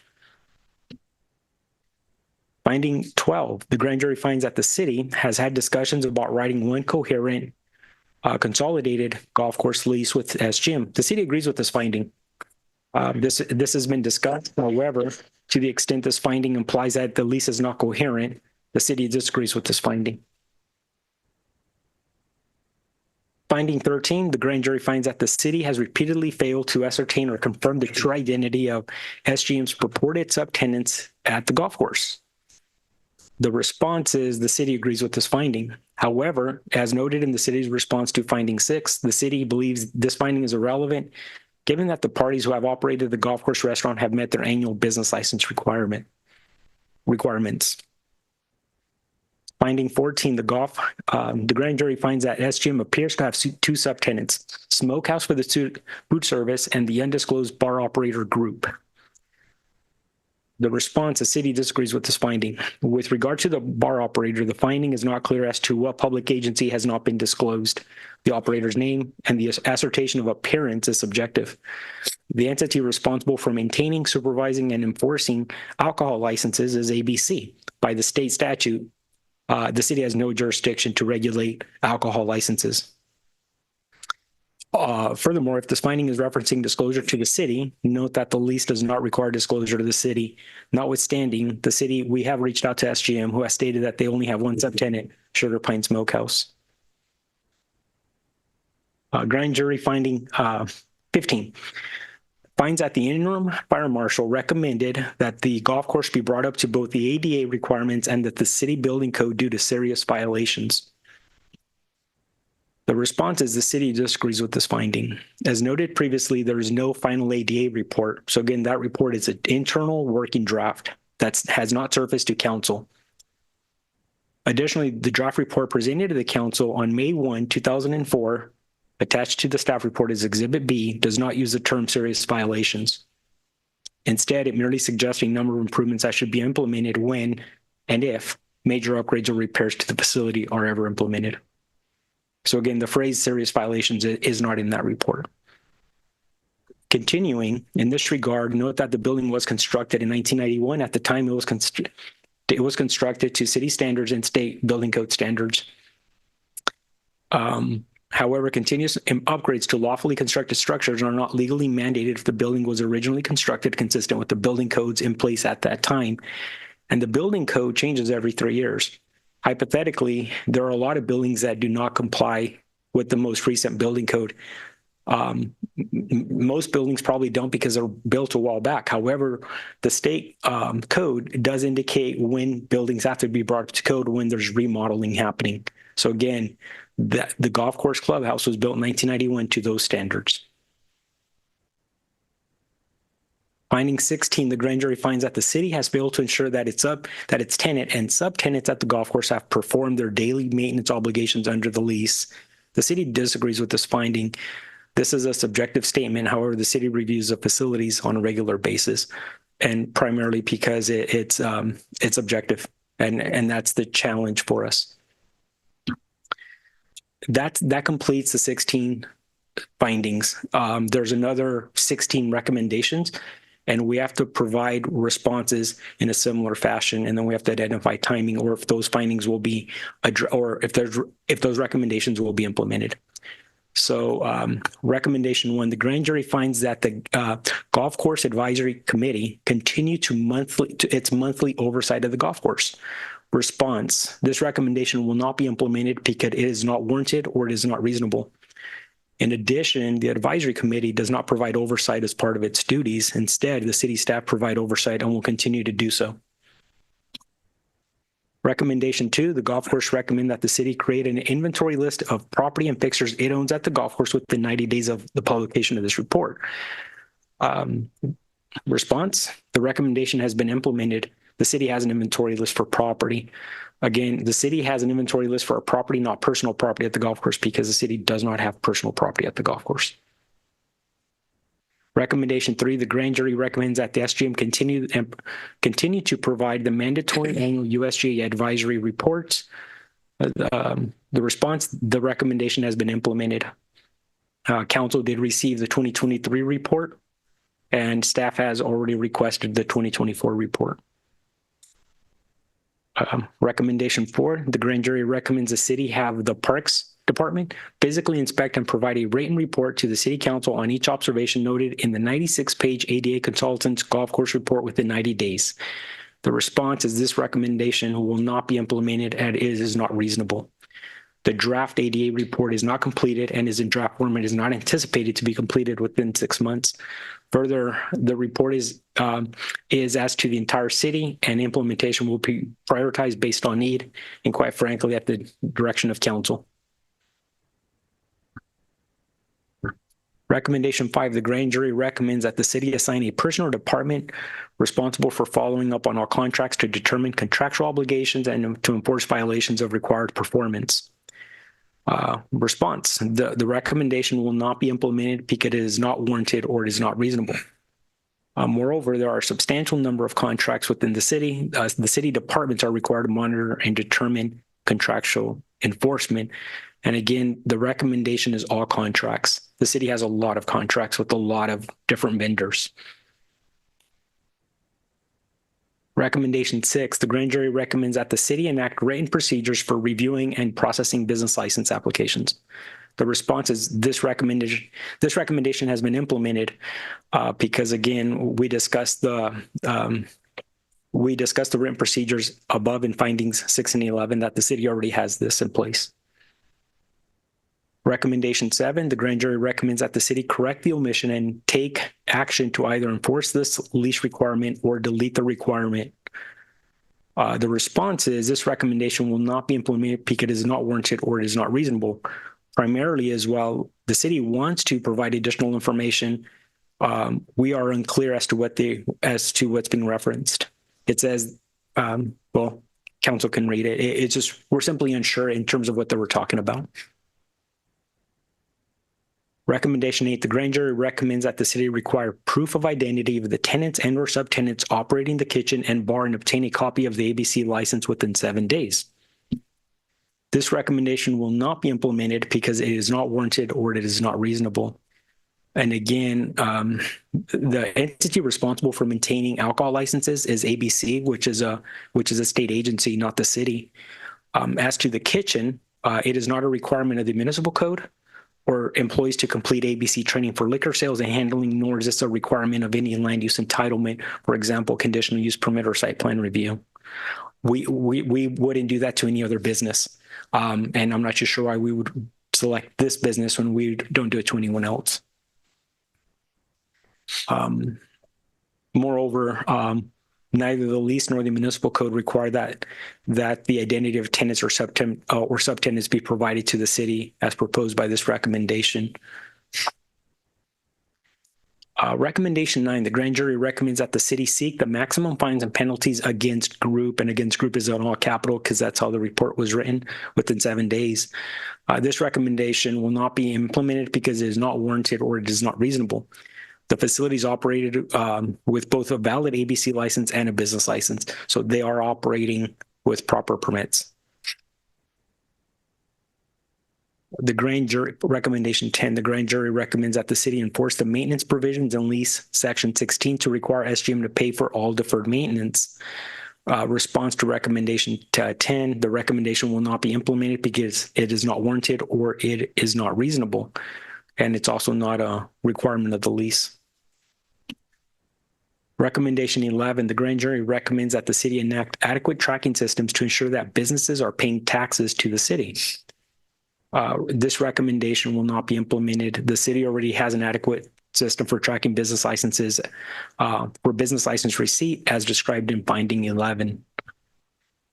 Recommendation 12, the grand jury recommends that the city complete negotiations and memorialize the product of the negotiations into one modern consolidated lease. The response, this recommendation will not be implemented because it is not warranted or it is not reasonable. The lease as amended is legally sufficient. The latest amendment was approved by council on June 21, 2023. there are a lot of amendments. That does not mean that it's illegal. It's legally sufficient. And that's why that was our response.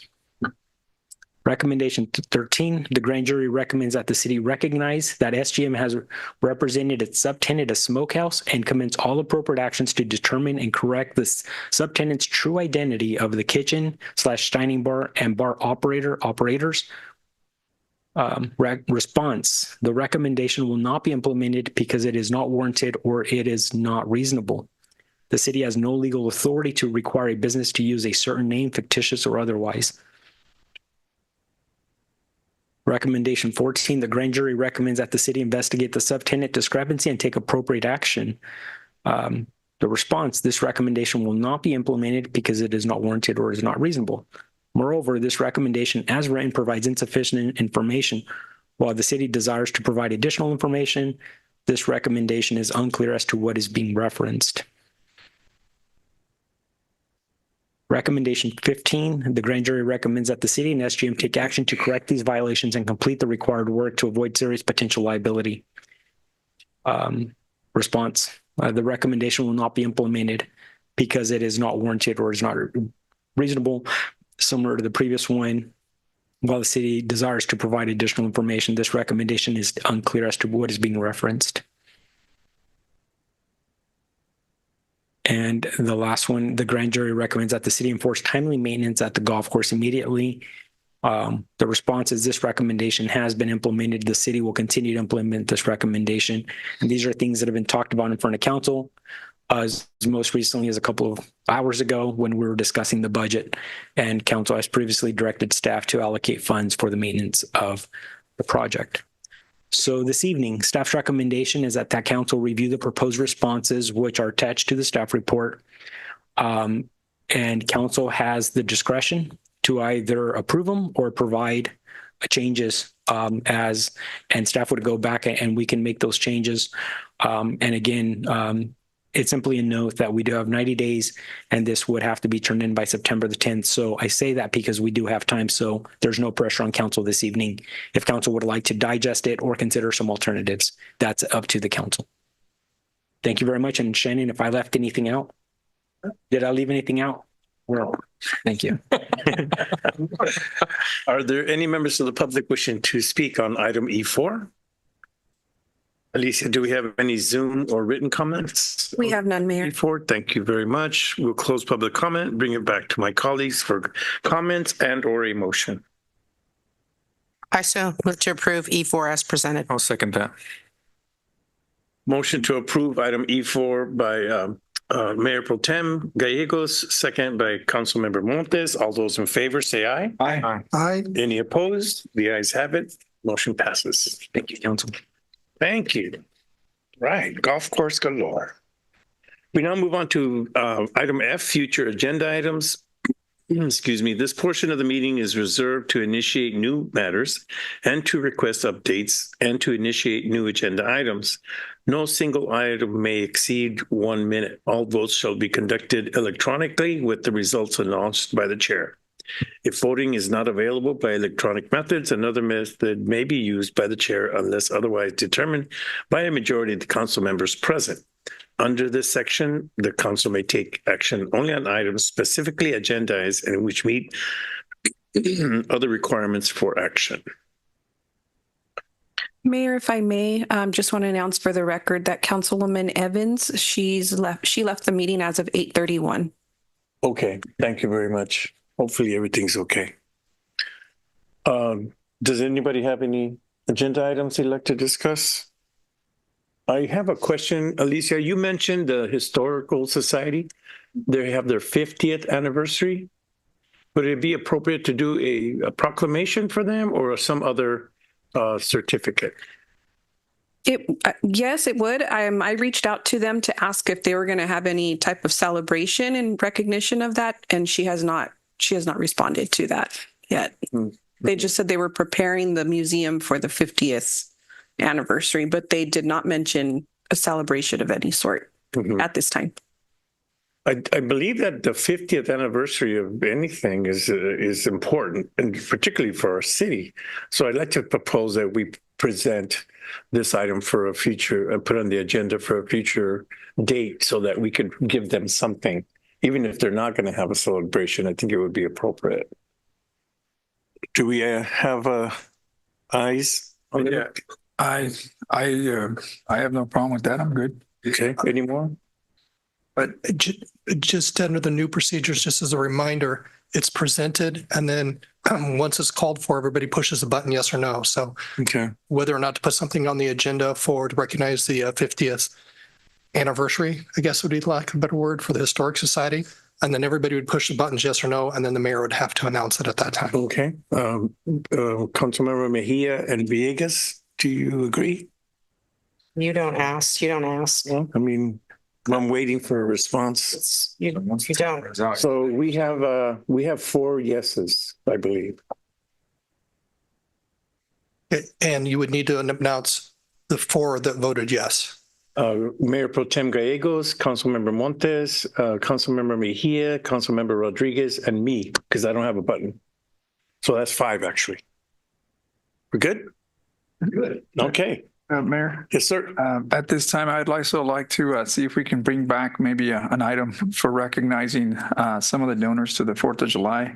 I know this was a big undertaking, big event, and it required a lot of money. So not necessarily just a recognition for the folks that participated, not only from the donors, but also all the people involved. And what would that be, Alicia, according to our rules? Recognition in them donating for the fireworks show. It would be an item of recognition or certificate of recognition. Yeah, there you go. Yes. I'm sorry. Maybe that's what I forgot to say. It's a certificate of recognition. So I have 4 yeses, and then with me, it's 5. You have to name them, I think. Mayor Pro Tem Gallegos, Councilmember Montes, Councilmember Mejia, Councilmember Rodriguez, and myself. Okay, that's 5. Anyone else? Okay. Councilwoman Mejia. I would like to request for the update or on the interpretation item that we had been discussing on the next meeting. Do you need clarification?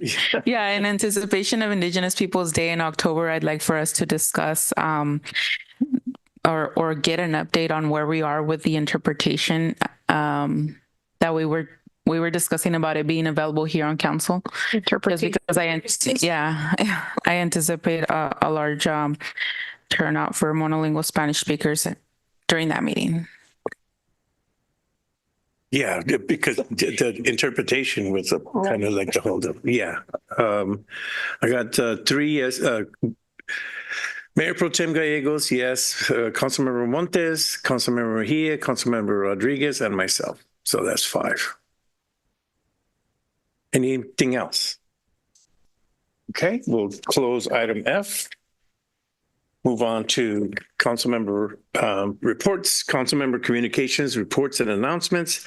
This portion of the meeting is reserved for the mayor and council members to make brief reports on boards, committees, and other public agencies and at public events and to make announcements. Mayor Pro Tem. Thank you, Mayor Garcia. I'd like to do a shout out to our Congressman Duarte, who has held 2 town hall meetings for our residents in the last few weeks. So we thank him for that, and our staff who hosted him yesterday for the event. Shout out to our Chief Ceremony for doing a video on safe traffic for the entire school district. Every child got that video with Superintendent Lyle. Lieutenant Gonzalez was also on Channel 30 talking on our behalf as a city and how we're keeping our students safe in this community. So woohoo to PD for representing us so well. I also wanted to do a shout out. I was out at the golf course about 3 weeks ago, and I have been on this dais and have seen 2 rehabs of the bathrooms and still complained about it not being where it should be. So I thank my fellow colleagues for really stepping up and that committee saying that we expect the best. That is our golf course. We've taken very much pride in it. And thank you, Joe, for like spearheading it.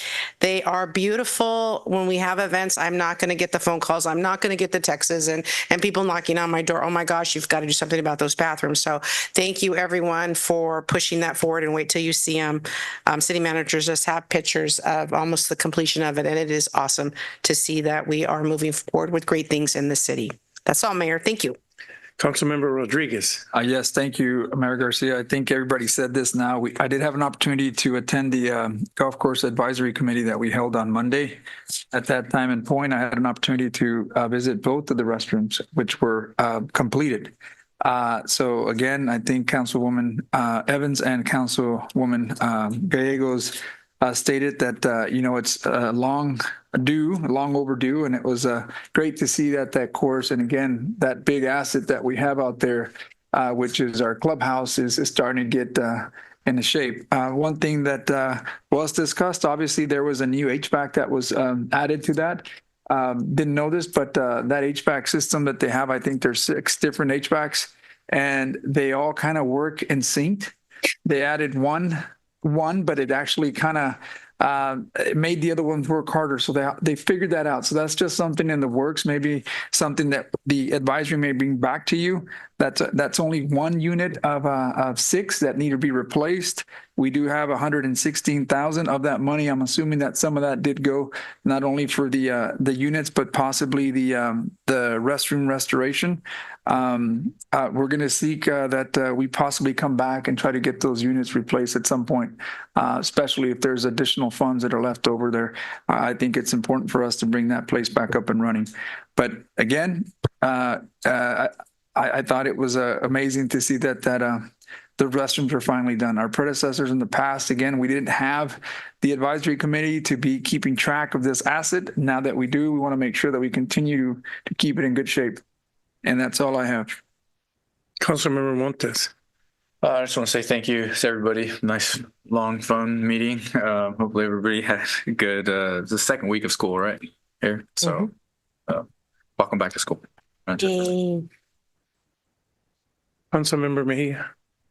Thank you. It was a nice neighborhood watch meeting yesterday on Malone and Washington Streets. I was very happy to be there to hear the conversations and questions being asked. Thank you to Officer Gaona for being there, and also the rest of the officers. And Executive Director for the Housing Authority, Blanca Mendoza Navarro, and her staff for being there and talking about the different types of services that are available through the Housing Authority. It was a great first meeting that had been rescheduled because of the heat this past summer. So hopefully the start to many wonderful conversations between our residents and the police department, and just working together to make our neighborhoods safer. Thank you. Councilmember Villegas. Thank you, Mayor Santa Garcia. I just wanted to say that last Friday, August the 16th, me and the mayor, we traveled to the PG&E power plant call it the Helms, with a 40 years anniversary ceremony. So that was a good trip. And so we talked to some of the people I never meet before, and that was a good trip. Going all the way out there. So that's my report. Thank you. I had I got an invitation from Supervisor Poitras to accompany him to the rescue mission to observe the tiny homes being placed there at the mission. They are actually not tiny. They're actually pretty good size. They look comfortable, and that they're going to provide triage and housing for folks that need it there. It'll be a special unit with those tiny homes. We also attended a meeting with the folks on the casino. We got an update on the progress. I thought that was a very informative meeting, and so I really appreciated being able to discuss the casino with the with the members there. And then finally, I attended the ribbon cutting for Gonzalez Boxing, which is going to provide entertainment and sports programs for our youth in Madera, and that's very much welcomed. And I thank the Gonzalez couple for doing that in our city. That's it as far as I'm concerned. And do we have no closed session? Our next city council meetings are September the 4th and September the 18th. Thank you all for being here tonight. We are going to adjourn at 9:43. Thank you very much. Have a good night.